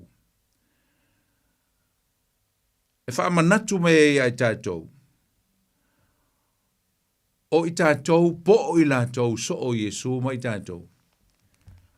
O tangata whango ngota mō le mālo le tua. O tangata e whango ngota mō tangata. Ai le to e whango ngota mō ia. Awa o le profession le ngā luenga ia le uli ia. Ngā luenga wa masani ia i lava i lātou. O le whangota i le ia.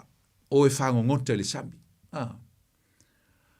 A ua saula Yesu e whaali atu i la uli ia i le aso lea. E ese whi au tā ua e te tau na tau atua i la uli ia. E a o Yesu o na so o ma wha manatu atu ia i lātou. Sole. O outou o tangata e whango ngota moa nganga o tangata. Moa nganga o tangata mo lo ma lo. Ngā luenga lea mo so se tangata lava na te moa ke riso Yesu sum tu wawhini. So se tangata lava na te talia ina le wha o le tanga Yesu ke riso. O ia maua le wha o le tanga. O ia muli matu i na atu lona soifua ia Yesu. Wa avea o ia o se tangata whangota. E whangota mo nganga.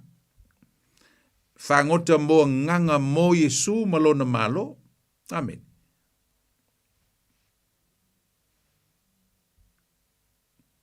Loinga e le to e whango ngota i tātou. Mo ia. Ai tātou te whango ngota o le a tātou whango ngota mo tangata leilo loa o loo i le lalolangi. O lo i le mantai e whalo na whai upo e sfulu ma le valu e o le lua se fulu. O upo Yesu e whapea. O le aso le nei. O te whai ai o tau ma whai whaiva i tangata. Today, I will make you fishers for men. A wawai whai ai le whainga o pā Jerusalema usum tō whawhine. O le whainga o pā Jerusalema. E se fulu ni pā olo iei i pā Jerusalema. O le pā mua na tō e whaia e Neemia. O le pā e taua o le pā o māmoe. O po le whai to toa o māmoe. E se fulu whai to toa. O le pā Jerusalema. Ai na whai whapitoa ia whai to toa nei e se fulu. Ono lo iei se ata o le wha o le tanga le tua. I whai to toa nei e se fulu. O Jerusalema. O le whai to toa mua mua nei e le tu se Neemia lona mata upo e tolu lona whai upo mua mua. O le whai to toa o māmoe. Aisa, o le whai to toa lea e mua lava uru fale mai ele tangata i tu tonu o le malo o ke riso, po tu tonu o le whaalatanga. O le whai tu toa mā moe, o le ata o le whai tu toa mā moe, o le ata o le sa tauro Yesu. It's the gate to everlasting life. Whai tu toa mā moe. E ila malisi whai tu toa e su soo mea ia i le whai tu toa mā moe, e ta o le whai tu toa o ia, the fish gate. E tau mai ia i tātou sumtua whawhine se mea tāua. E umalono tātou ta lia ina Yesu ma lana tala lele. Ili whaitu toa mamoe.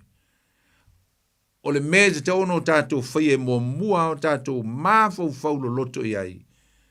Ili tātou wala a wina mo le malo le tua. Olea, whangota mo Yesu. Whaitu toa o ia. The fish gate stands for evangelism. O lo tau tala, mo le ngā luenga wha evangelia. Lango il whai tu toa leo ia.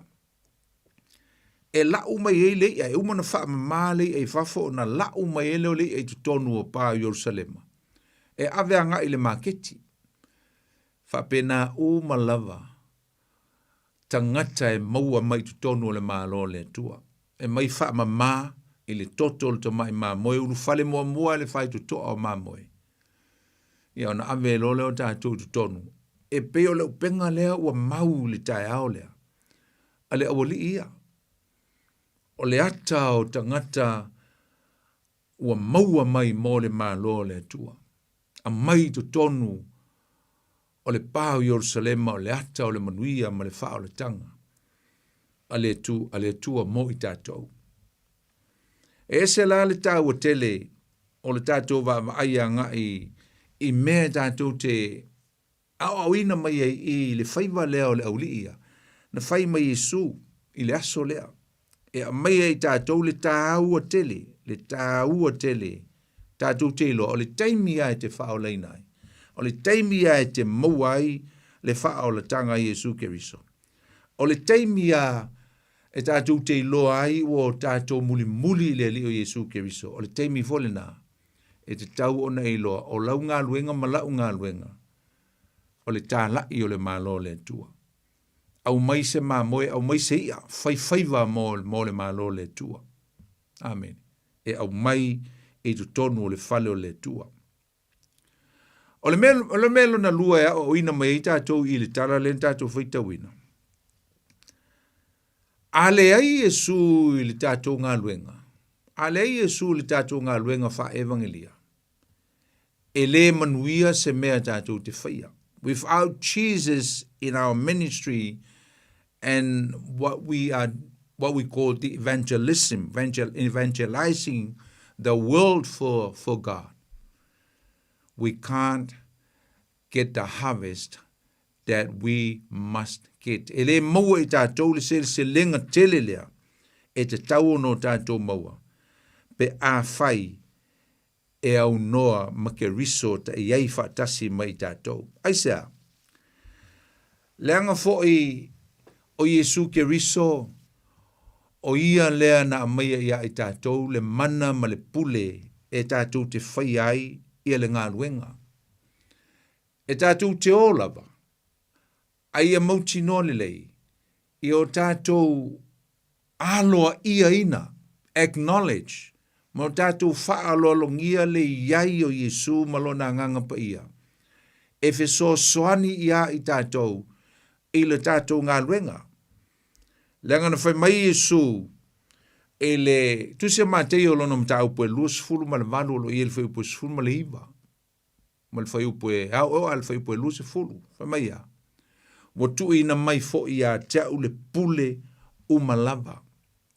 Ai o mal fai po suma liva mai Yesu. Fa mai o to war. Go into the world. Fa mai o to war atu inu uma. Ma ia fai inu uma lava ma o so papatiso atu. A o atu. Le tala le lei o le malo le tu. A o tanganta i meo le malo le tua. Fa maila i elol fai po suma leiva. O te iai fo i a te outou. Fai po lusi fulu ena iai upura. O te iai fo i a te outou I aso umalava. So Jesus said that he will be with us all the way. Po whea lava tātou te o tātou te whangongotai. Po whea lava tātou te o e tā lai ei ma whaile whina ngalo le tua. Po le a fo i lau ministry, po lau ngā luenga, ma lau ngā luenga, ma le tātou ngā luenga o lau whaia le malo le tua. Pa mai Yesu o te iai whaatasi ma o tau. Ai ole whawhitauli, o ngā langa tātou te le acknowledginga, tātou te le whaaloloingia ina le iai o Yesu e whai a mea e tātou te mana na o iai tātou. We do our own programs, we do our own strategy, whai a tātou a wala, ma whai a tātou poto, malo tātou malama, malo tātou le aloa ia ina ma ia i loa o lo iai whaatasi Yesu mai tātou. E loa le o lau lia, o lau lia e whaangota. E leo iei Yesu. Nale mea na maua, ma lama e ale tae ao. Le pō atoa. Le ai ma se mea na maua. Nothing. Le ai ma se i a e tasi. Pō atoa. E ma tau lia, o tangata ia. O tangata whaiwhaiwa. O tangata e popoto e whangongota. O tangata i loa i lātou le lātou ngā luenga lea. This is their profession. This is their job. For life. For all their lives. A lea le mele en tupul tau lea. E le pō lea. Le aima se mena maua. Se i vanga nā ua iai whaatasi Yesu. Mai tātou le tātou ngā luenga. Ona whatoa tātou maua lea o se seleselenga. Maua lea o se ai o le tātou ngā luenga. So a whai tātou te mana nau i manuia mea lo tātou whaia. Lau ministry, ma lau ministry, ma le tātou ngā luenga o lo whaia le malo le tua le a whangota. Nanga le taimia an tātou whaoleina, o le taimia an tātou mulmuli, taimia an o tātou whaatua tua ia Yesu. Ma te tonu lana whaoletanga, o le taimina, wa avea i tātou matangata whangongota. Leo toe whangota i leia o whangota moa nganga. Sa ili tangata mo le fina ngalo le tua mo lona malo. We are fishers for men. Ia ua nei whangalo ina le tā ua tele o le whangota, ua langa o le whangota ile. Whangota le sami, tā ua tele. Ua le mea moia. Le tā ua tele o le ngā luenga le whangota i tangata nei. Peteru o Ioane, Antelea, Iakopo. Le uli nei, e lore tā ua ia i lato o le whangota. Lea ua le iei Yesu. Lea ua le iei Yesu mai lātou. Wa toe fo i ale au li ia. E o e whaile lātou ngā luenga e pe on masani. Esa, tau se lātou ainga. So soani lātou ainga langa e whaisi mati tiva o le aile no no whai. A le o e whai ngā luenga, a le o e whangota. Le aile ainga. Toe fo i anga i tama e whaile ngā luenga.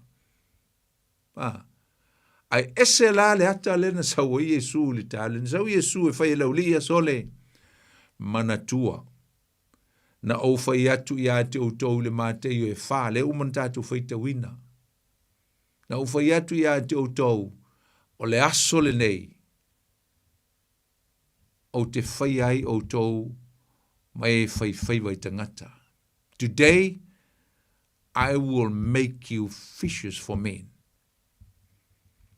Ia masare le ia mana ia tele Yesu le toi ona i tama i se ai o latu ainga. A o le tāua ia o vala au wina o langa o le au li ia. Mō le malo o le atua. O le ala tu vala wina e o e tā lai le tala le lei o le malo le atua. O le ale si la tu vala wina e sili atu le tāua tu tusa le lei le tāua me e lua. A le ale si vala wina tāua o tou le ala whaavai e la o e ka le sia. Au te le ialu ala atu i ate o tau. Le pule lea na au mai e lo tama i ate au. E a matai lau e ka le sia. Remember, it's Jesus' church. Le tatu te ngā lulu e ai. Ke ro kaimi whai mei kako, o lau e ka le sia, o lau e ka le sia. E mwhai anga e whial ngā tale, whial ngā tale langa o kako ule e whai whi au, kako e leo ma. Ba au ane ngalo ia i tātou. It is God's church. O le ekalesia o le ekalesia le tu a umalo kaimi malo kaimi me ngai te fifi a oi man me le tatu te ngā luai a vese o le tua saulesi tangata tatu te o feoti ai alu ale ekalesia le tua so awalale e volte mi tatu te fane ne e ai ngo to tele mana ia manga umanga mea o tumu le ngā luenga i wa matana e ngalo e mwha ngalo le tua wha ngalo le anga le leo le tua le teiming tau wati na e ai aua nei ngalo aua nei ave selevi inga mo le tua the glory still belongs to God tatu na se au whainga luenga me whainga luenga le tua o lo wha pena o na tatu whaia le whina ngalo le tua ma o le mea moni a usom tua whawhine o le malo le tua e le ai ma se taimi e tātou te whapea ne ai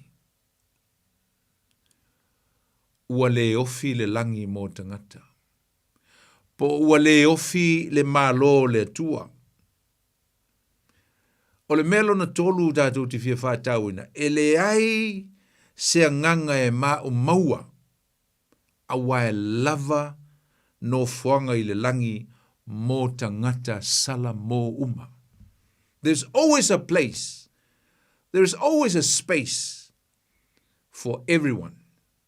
The kingdom of God can never, ever run out of rooms.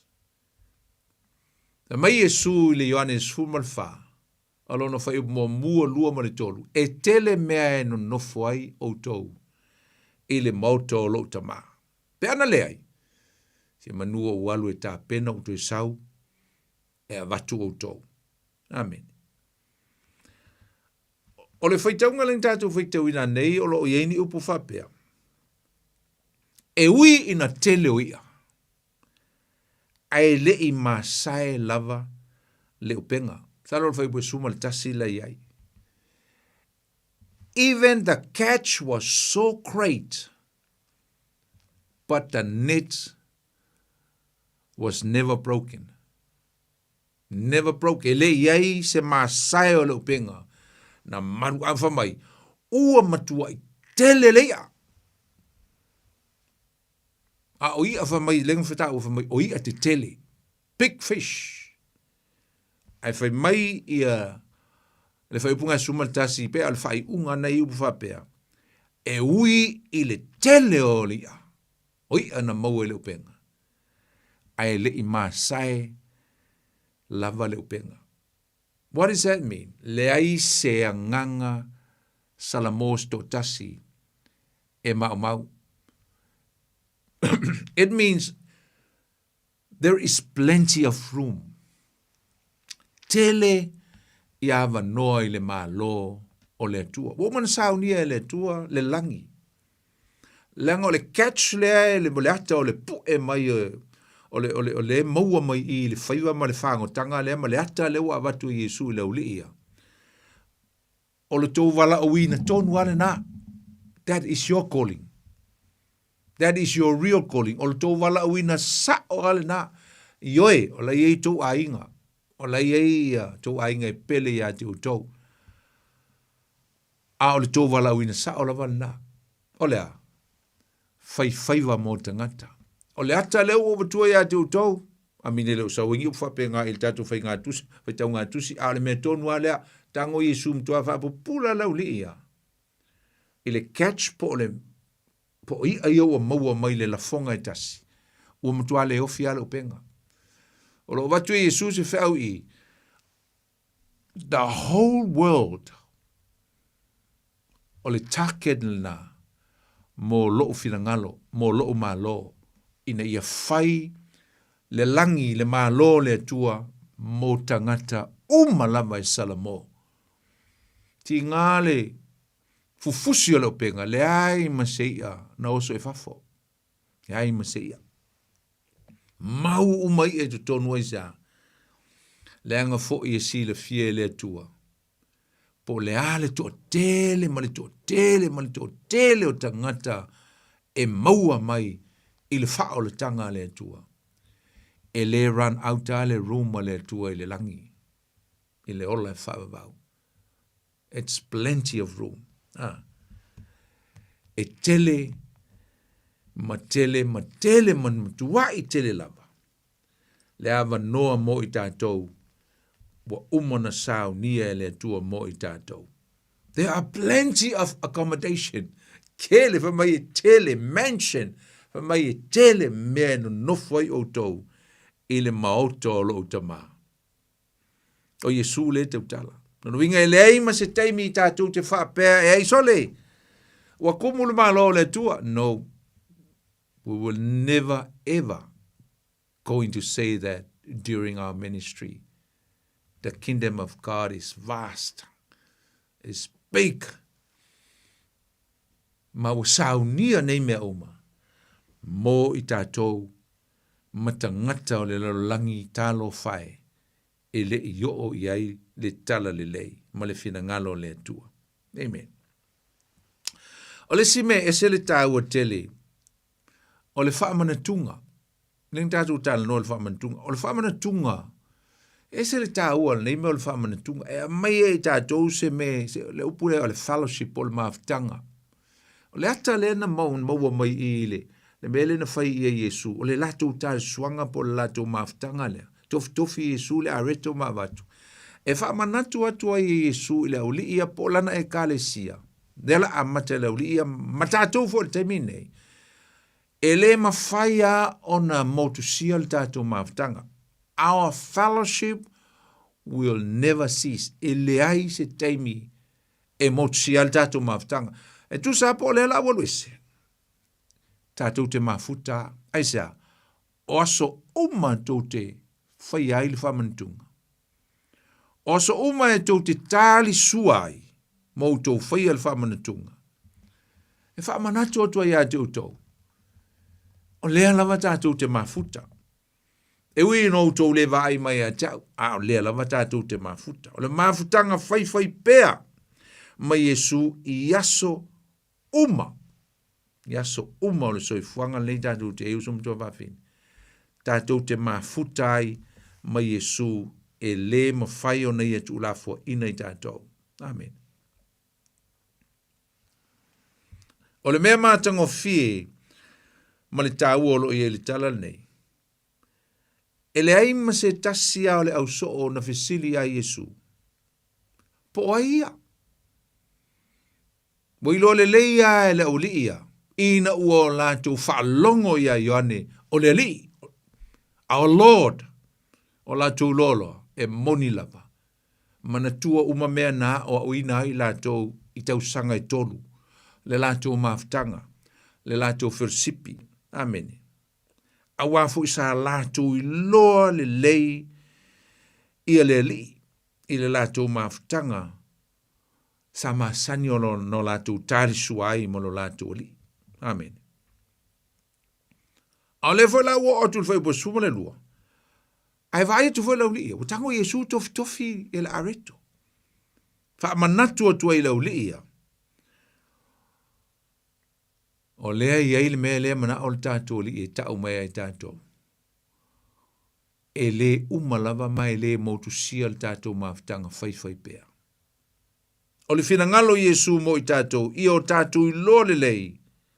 So se taimi tātou te whai aile nei sauninga o le whaamanatunga, i le tofi ino le areto matufa le waina, i a whaamanatu mai ai tātou, o lo o iai whaatasi o ia mai tātou, i se mafutanga, a fellowship, whaalea nganga, i taimi uma.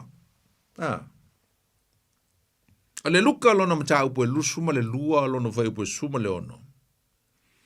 Na whai ei e su upu i ona so o le latu paseka muli a. The Last Supper. Whatu e su i ona so o te le tu e ai lava i le nei paseka i a pole nei fuita suanga. Se ia o ina whai uina i le malo o le atua.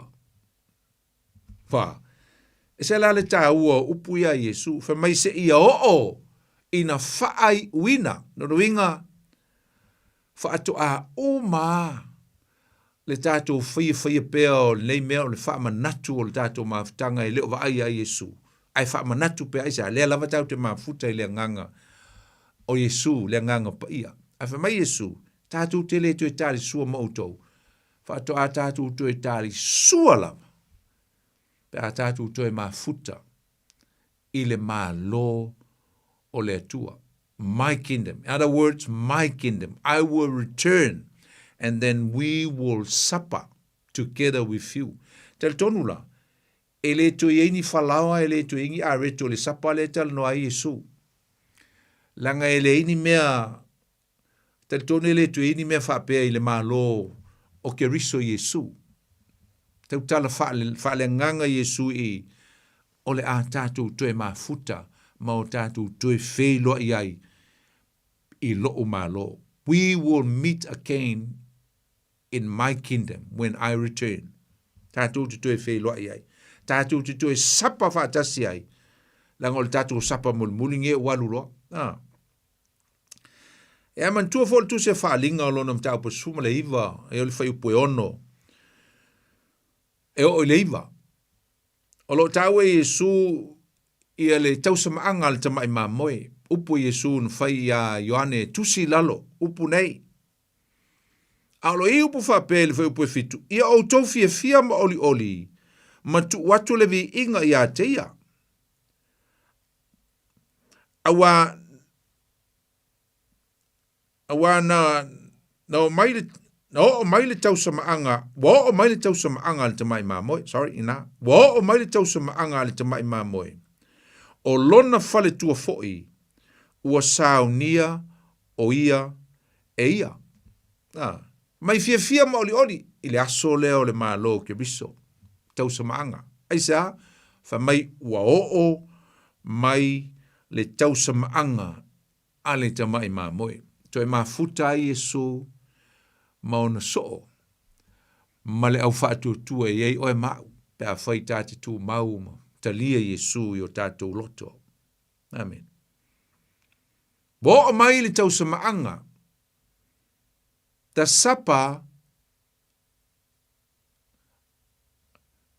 supper is coming into hand. Now, the supper of Christ is coming and then we will meet again with him. Nah. Tātou te toe whelo ai e mai mā nei e o upu e lau toe wha mārama tua. A o lona whale tua foi, o ile whale tua lea, o le aupa ia, o le ekalesia Yesu.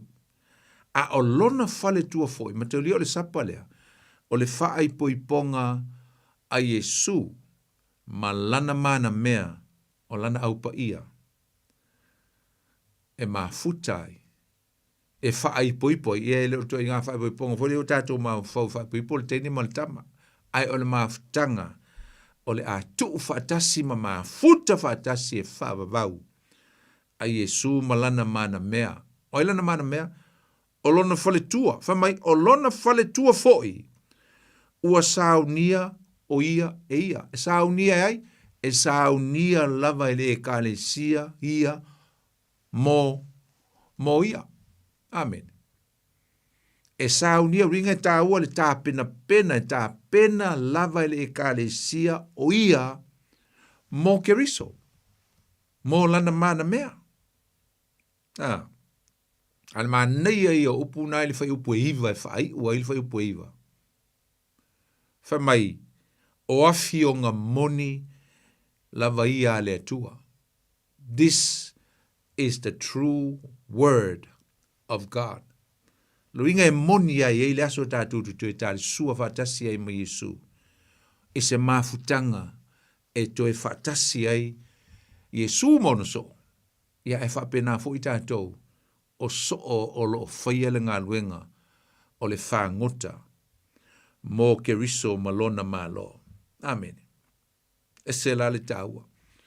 Ia, o masalo le o nai mea tāua ngai mo mai i le whai ngā whaiwai e lauli. Ule o whai lato breakfast, whai lato whamanatunga, tāua tu ele tele o mea mātanga o fie.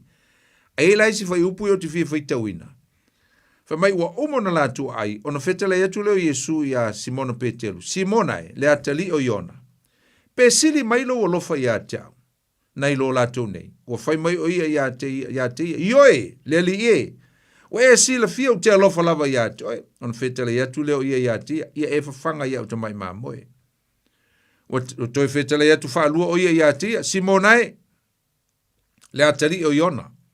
Pe e te alofa mai ia tau. Ua fai mai o ia te ioe le li ie. Ua e sila fia o te alofa lava ia toe. Ona fetala yatu leo ia te ia. Ia e leo ia o mamoe. Tepo sumal fitu. O fetala i whaatolu atu o ia te ia. Simona e le atali o Iona. Pe e te alofa mai ia te au. Fa mai leo le tala. Ua ti ngā pe telu. Awa ua ia fetala i whaatolu ia te ia. Pe e te alofa mai ia te au. Ua fai mai o ia te ia. Leli e, ua e sila fia mea uma. Ua e sila fia o te alofa lava ia te oi. Ona fetala ia tu leo Yesu ia te ia. Ia e fafanga ia o mamoe. Whaatolu le leo na fesili ia Yesu ia petelu. Pe te alofa mai ia te au. Whaatolu. Aisea. E whaatolu fo ina whaafiti pe telu ia Yesu. Whaatolu na whaafiti pe telu ia Yesu. Ilona pala ai. O lea la usau Yesu. Te fo mai Yesu no o toi tu. Se i toe. Siaki tasi alang tamo pe telu. Po wha pe whea ma ilona loto mana tau tinonga ma. Me umasai ai. Fa mai Yesu ia petelu, pe e te alofa mai ia tau. O le fesili Yesu, ile alofa fa le tua. Ile agape. Ai tali mai petelu.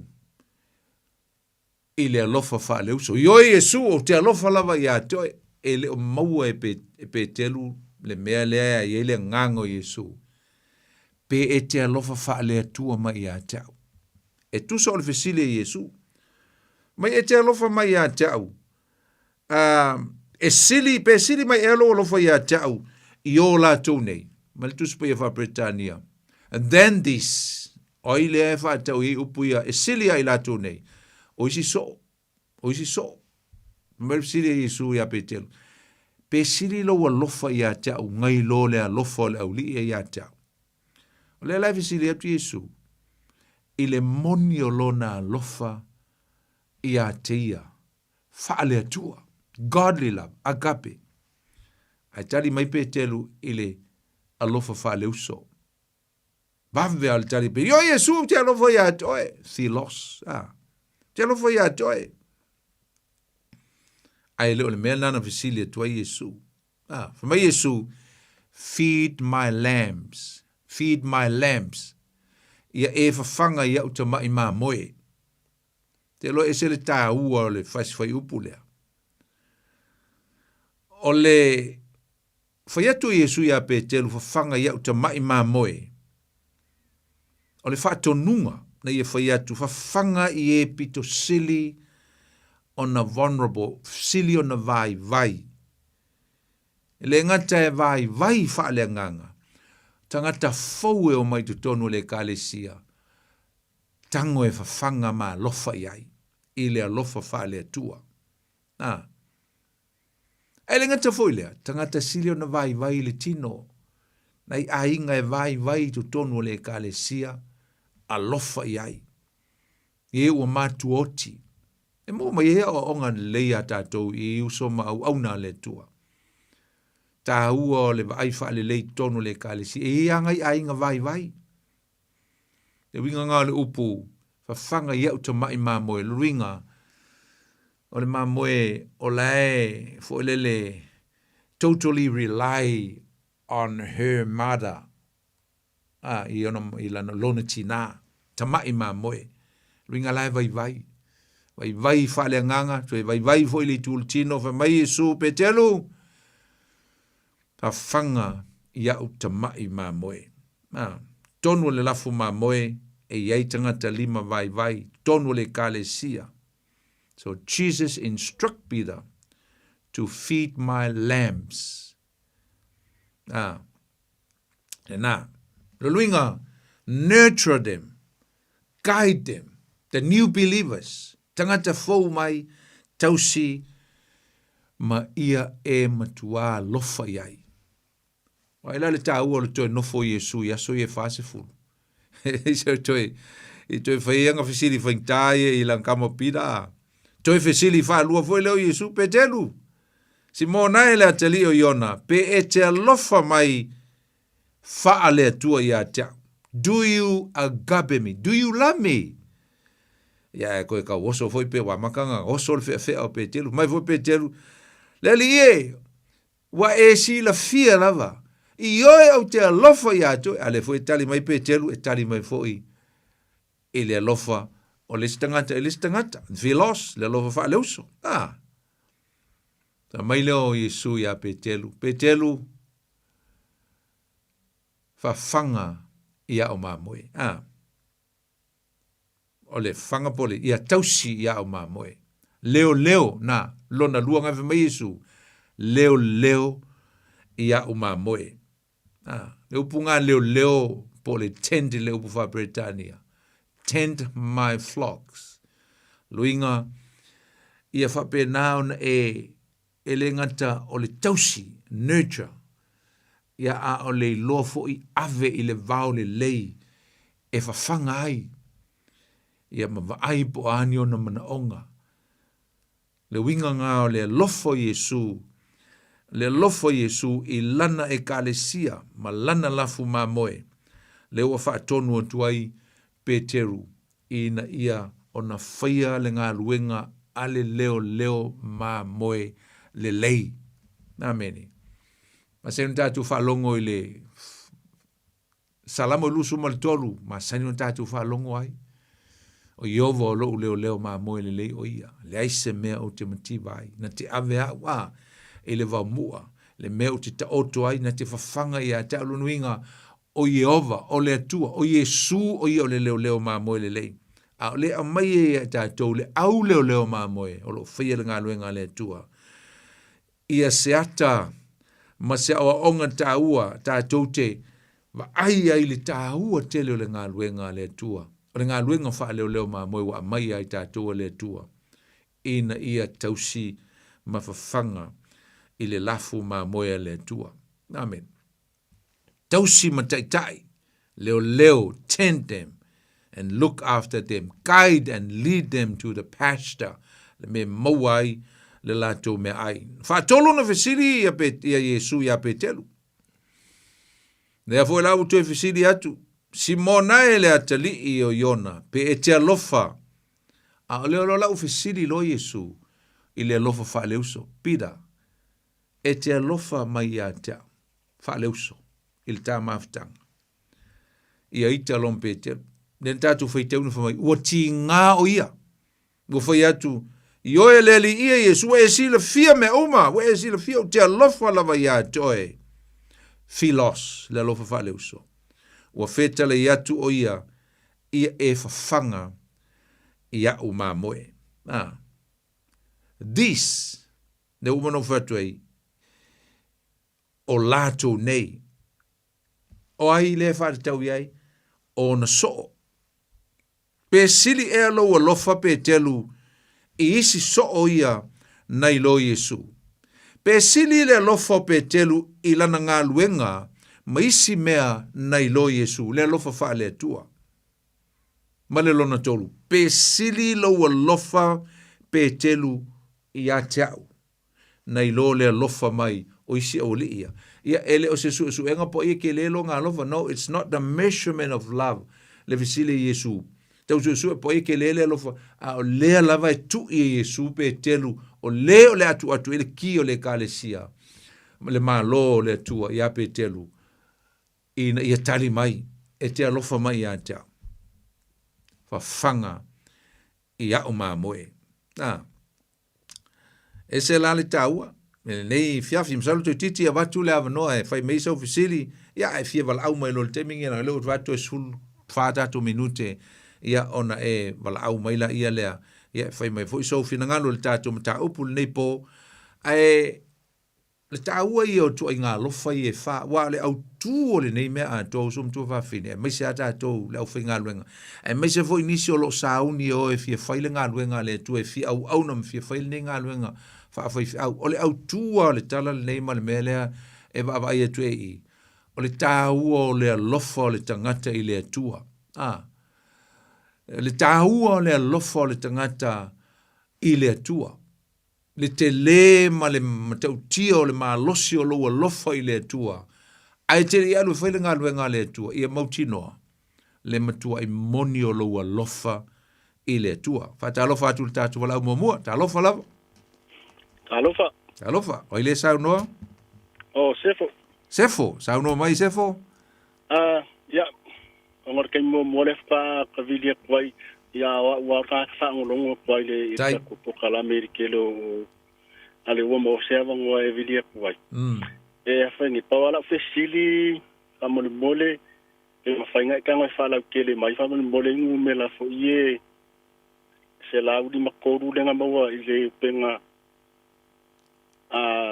pe keru ya fo. Esa e ka wa kai mo. Ya, ole mole la. Sefo.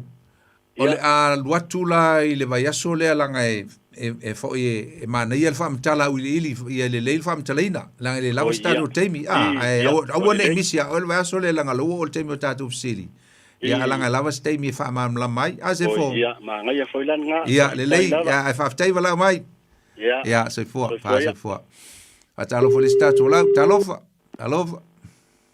Talofa tunga whapenge kaulangi ba alo se fuelangi ba pongi fonki Talofa iptau. Ei. Talofa lava ya toltoina, malo se fomaua. Lang ba kapia. Fa penga kaulang. Ya viele tua. Ya molo abnoa. Ap kai bro ba ngai ke pokalame ngaro fa kai lava pokalame mbon ba mba ko la pokalame ponki. Tai. Ap kai la super fa penga fa karanga la teonga fa winga le kwa. Ambese mbon ba ya pekelo mba Yesu. Ambese bon bauso o Yesu ya yuange pekelo ya fafkaila ba fonki aftai foi bala mai faftai le lango mai ma tapo mai famria le tua ya ulua malainga fonki famungianga fase fo ya na mol tatu avnoa fie bala mai e le tatu leina o tele foi e fato inga lofa o lo tono le fionga le tua o le lofa momua. Me le mane wha mamlama wa e loa i le tāua tele o le mea lea e be vesi e pe telu le fsili e Yesu pe lofa mai a tau. O le lofa wha le tua e wha tino o al mene o le lofa e taunga i se wha tinonga has to be actions to demonstrate. O le lofa la wha le tua e wha tino pe wha taunu ina e le tua a me se foi la tangata ile upule e tau ole foai kiv mai le yane tolu fe pusumale ono fa pe lava ona lofa mai ole tu ile le langi waia au maia foai lupuna he gave ya fa talo fa tu lista tu la talofa la Hello. Ia fatalo felista tu la talo. Talo foli. Fatalo fatu lista tu la talo. Ia malo se foponi. Talo va Jacopo, malo se fumawa. Sa no malo. Moli malage baro so la de. Yeleli. Aro foi al fa malo si ka pokala menia sia. Ma ieri questo onga mai ka kala mala sia si tanto fast food wasolean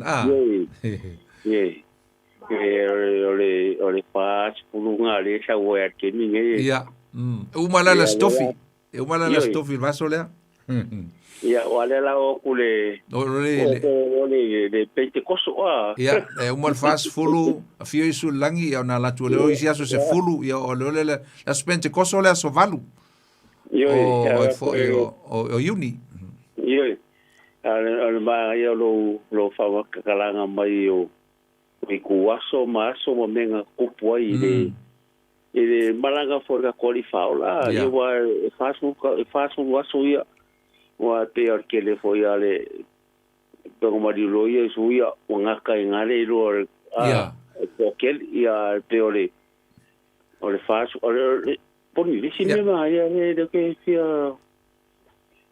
ole ko so for maior ka kori i le faço waso le nga sawero ia mo nga sawie su ko fa dia ku nga so sau de ku kingu nga fa nga fa ida ko nga kari ai fa kas ma taulia la le tino fa le langi o Yesu le o sau mai o glorified body de ye alo kana poni ole le nga sau Yesu fa ida ko ai fa kas bra so le ki so le ai fa mai Yesu bo le ki ole lo que ya fa fa Yesu so se mea el temila na pero me cago sorry ya madore pero o sea me haga que bueno para ir ao som embora ele tua o mi para ko pocalambe vai a so mala lango kupea ma lango kupea ai kai ro so ma fa ngainga ka ko ngai vai so kai kas fa tai jek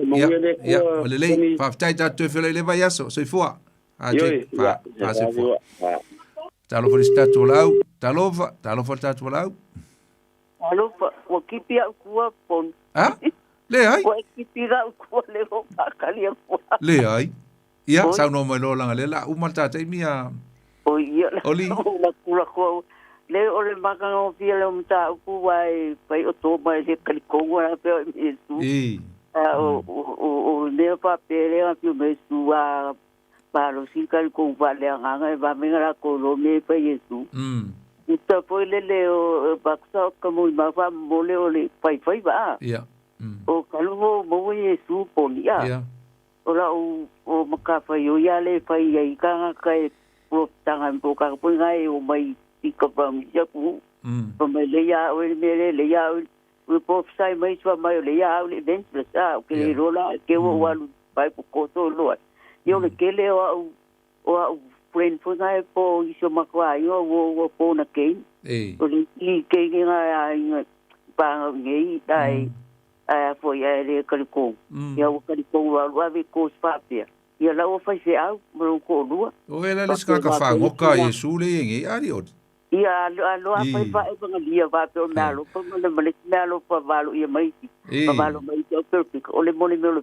pon o le apo o le la verba para le ba ole not a shame ia ole smell of le ba ia ko i ka fe o ai sia ku ngo po na ke nei nga ka lo ka ta wa ia mo ke ka nya mo si ai ma u le tu le me sa o fa pe le alo le tu i de no langi le fa o se ka pa tu te o le me na o fa ya ngo fa pe ele fa so ka fia poco po se fa pia me ko o le malingi o lo makaro kangi me ki ngai ka fa o le nu sa ka ngala ke mo ni mo i ka nga ka se la ko lo ku isia ku ke pa ke le ma se sia ku pe le ku le makar ko ngai ka ka wa me ka lo le la la we you come from e fa pe nga me fai a le fa ka para ka me sa ka ngi fa ma ya ma ba de ko ya lu así tío le o mai ka le loko va mo de ko mangula o ya loko ke loko lo tv ya fa mo mai lolo fina ngalo oli la lo mo ta taimi ya o le nga tu la noi ya yo ke le o le ha foi o le fa ngo kanga wa o le tambi le o ya o isi e o para ai o mo le sabia lo fa ma ngalo ka va bia ba o le ya after oli tai mo lo fina ngalo to fela foi le va yaso ia fa ba ia le ia fa tai mo fam nianga oli pase foi a tina ia fa se foi tal felicita tu lau talof talofa talof ia oile sa no o fetalainga talofa fetalainga ia sa no melo na wi lo am no ia Ma lo lava soi fuai la sunga fa inga. Alo. E momoli at lava le nga fa tai pawa nge ola fi ho ba ma nga va mai. Ia o ko lo le lilo ya kopo. Oi. O sa o fa longo ai kele o asunga fuau ki kerengo sa o mal por kalame.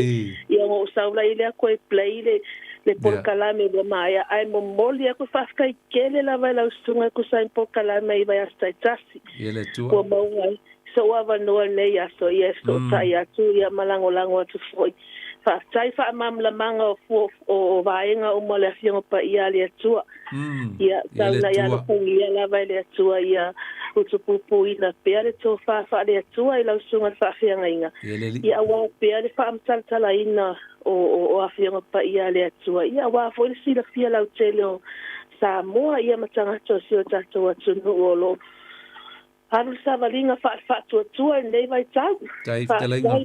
Ia. Ai maria tele ia. Nei afia. Tai lango mai. Ia lo fa tia ulua.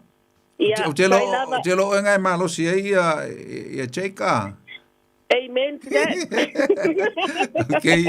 That you feel like never yes, God bless. Ia. Se boa. Ja, vi le tua. Ja, o le ua. Si tu fa matula utala o tali si ta mo holta du te mia ai ole lo fa le uso lo fa le tu le no fa tu fa tinu le fo ai ki ole lo fa le uso e fa tino le mele ole tufa ole share tufa tu pa so atu se manuia lo ia to a ele fa so ina se me i le tanga te fa fa me te alofa ai li senga luenga e leila se moni o lofa. O le kale sia mua i Jerusalema na ilo ai le mele le meta o le filos le lofa fa leuso. I na ua fa tumuina tangata le mana o le nganga pa ia o ele lofa i li istangata. A me se lau mau mea wa lofa i tangata maativa. Fa mai leo le ngā luenga mtau pue luanga i fa mai ua tu tele ala to mea wa mai fa tasi me tonu. La mo tu poile me o le lofa istangata o le lofa fa leuso filos ya o lofa ia na e lua le fa tawa nei tatu mtaupu o le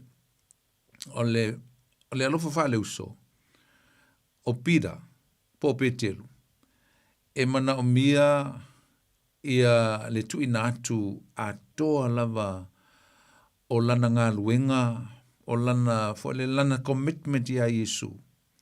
Langa lewa matanto e foi pita ila na ngā luenga e masani ai. Si e mose tupe. O lea laimana o mia Yesu, a fai e lofa mai a teia. Aua ale popole ini tupe, aua ale popole se ngā luenga, aua ale popole se mea. Fai talia lava, le tua, ma te kea, o e pe a fai te sau te alu le ngā luenga, a le tua. E fa pe foi la le lofa, fa le tua.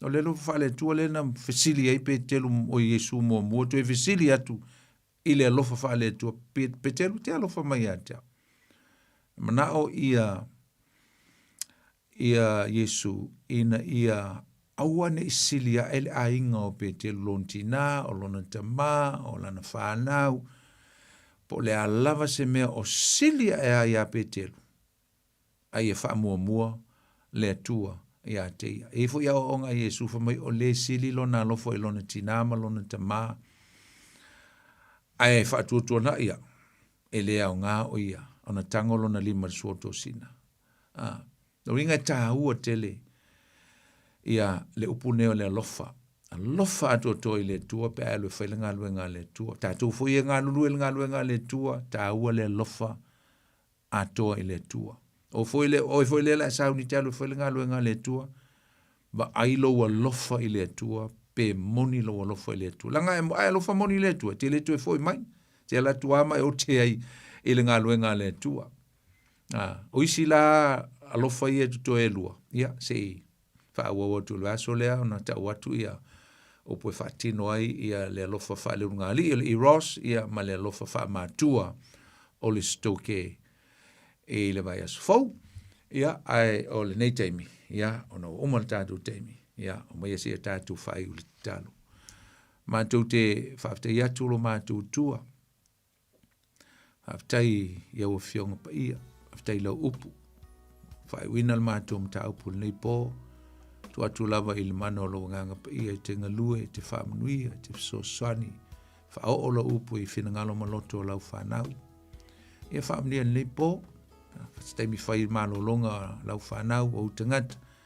Tausi ma leo leo au ia mātou mausa malo longa while mua la whai tau le manuia. Ai vi ia o e te mā. Ia o le mātou wala aule le ne fiafi.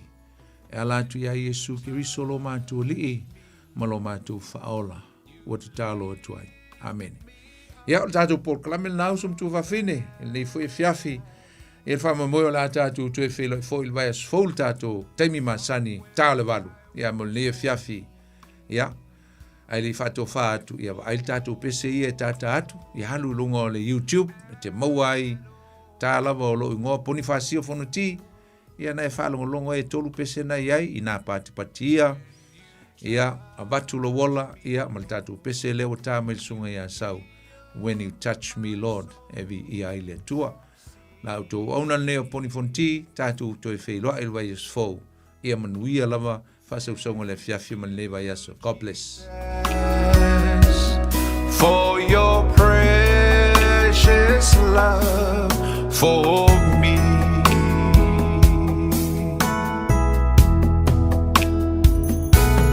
When you touched me, Lord, you lifted me up from valleys,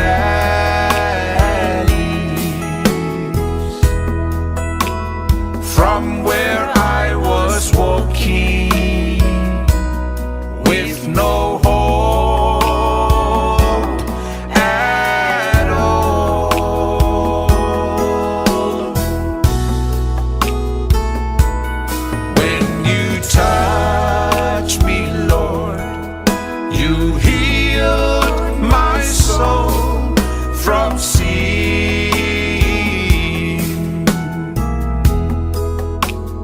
Thank you, Jesus, for your precious love for me.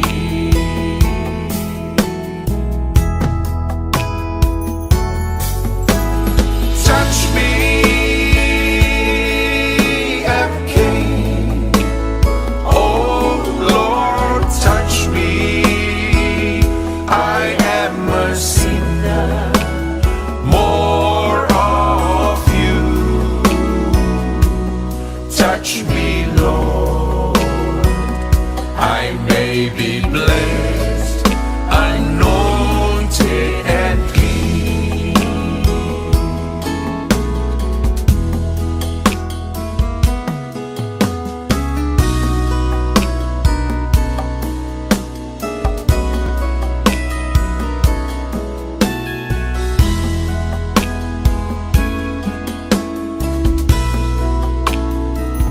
Ina ua e pai mai, ma ave ese mai au mai valu. Ile mea sa o savani ai, sale ai, ma so ufa a moe moe.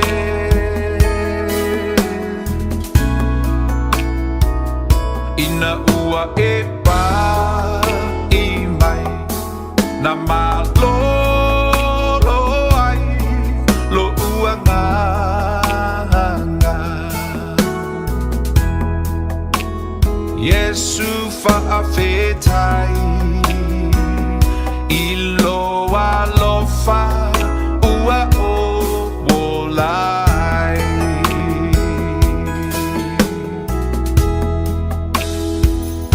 Ina ua e pa I mai, ma ave ese mai au mai vanu. Ile mea sa o savani ai, sale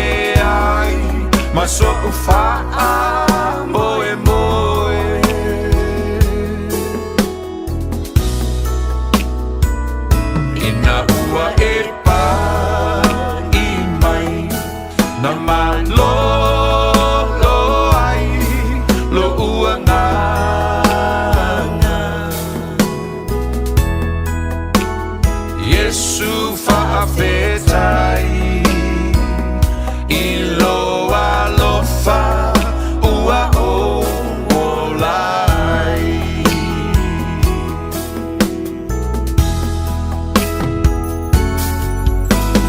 Paima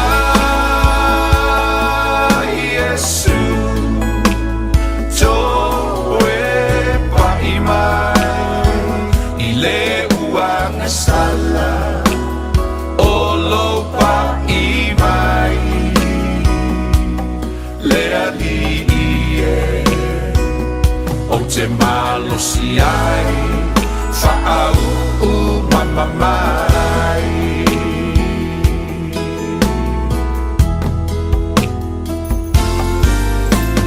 Touch me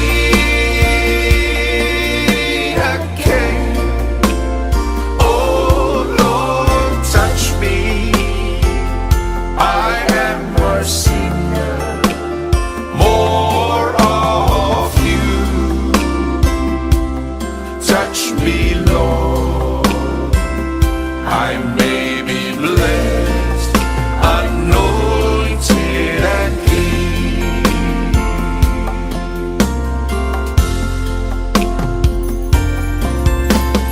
Paima Yesu toe paima ile uang sala olo paima lea li ie o te malo si ai whaau u mamamai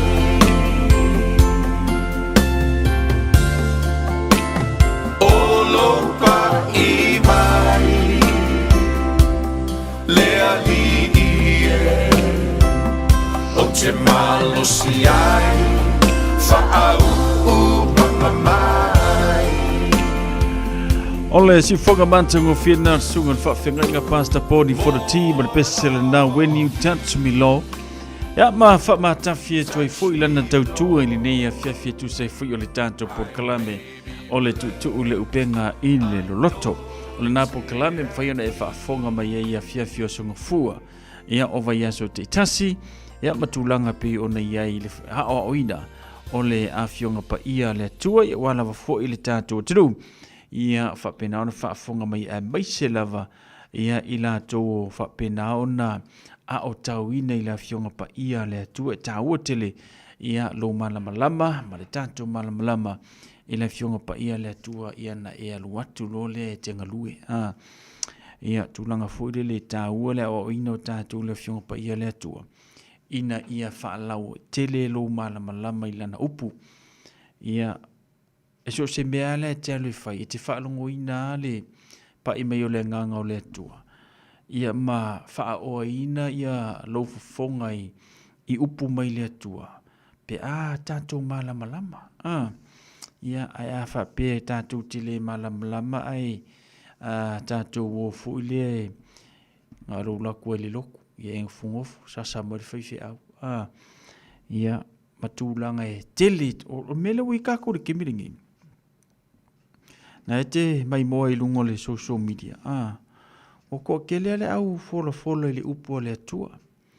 O le mea whela o tofu ale tangata ia malana wha malama ina o le fionga pa ia le atua. Ai e ke longo fia na kangaka fuile le makua isa wea la ngalu. E makua le whikawia i lau whalong. Iwe. Ai te longo fia wha tangata matua i malama le le fionga pa ia le atua. E ke kuri maka ia ke whaalongolongo mai whaafonga ia. Ma e a o ina mai ile telo mea. Ia mai le sosia na ile nā tangata. Pe ina o le tā ua le nā le tātou pot kalamere. A wane i ngalo ia te oi. Misi lau sila malau mai mo le tātou pot kalamere neipo. Ia. Ma e al tātou pot kalamere whaina o te alu e tue viu le tātou pot kalamere nā. Ia tele mea tā ua na ia i mo lau tā penanga. Tā pena i le upu whawina le atua, tā pena e fola, tā pena e awao, tā pena e whailevi inga, Ia po ala vanisi vaenga te tāpena ia. Ia aulo iai nei whamanuianga i e whapenaonga. Sole, eke kangoa pingi fua kule mei lungole tato pokalame.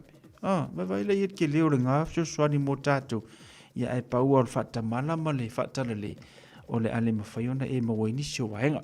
To viu tato pokalame nei lunga le YouTube channel ma le tato Facebook page.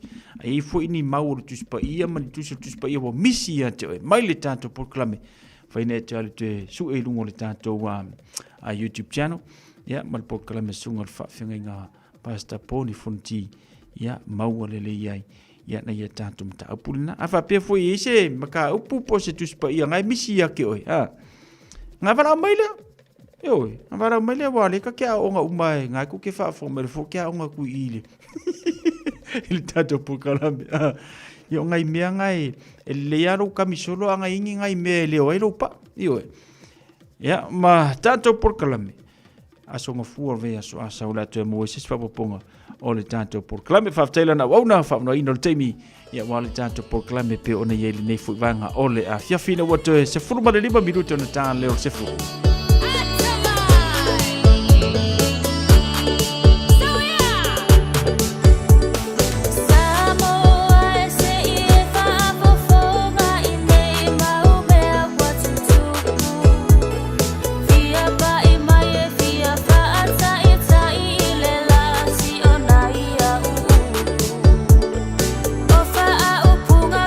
Samoa, moni e manino ai oso osenu.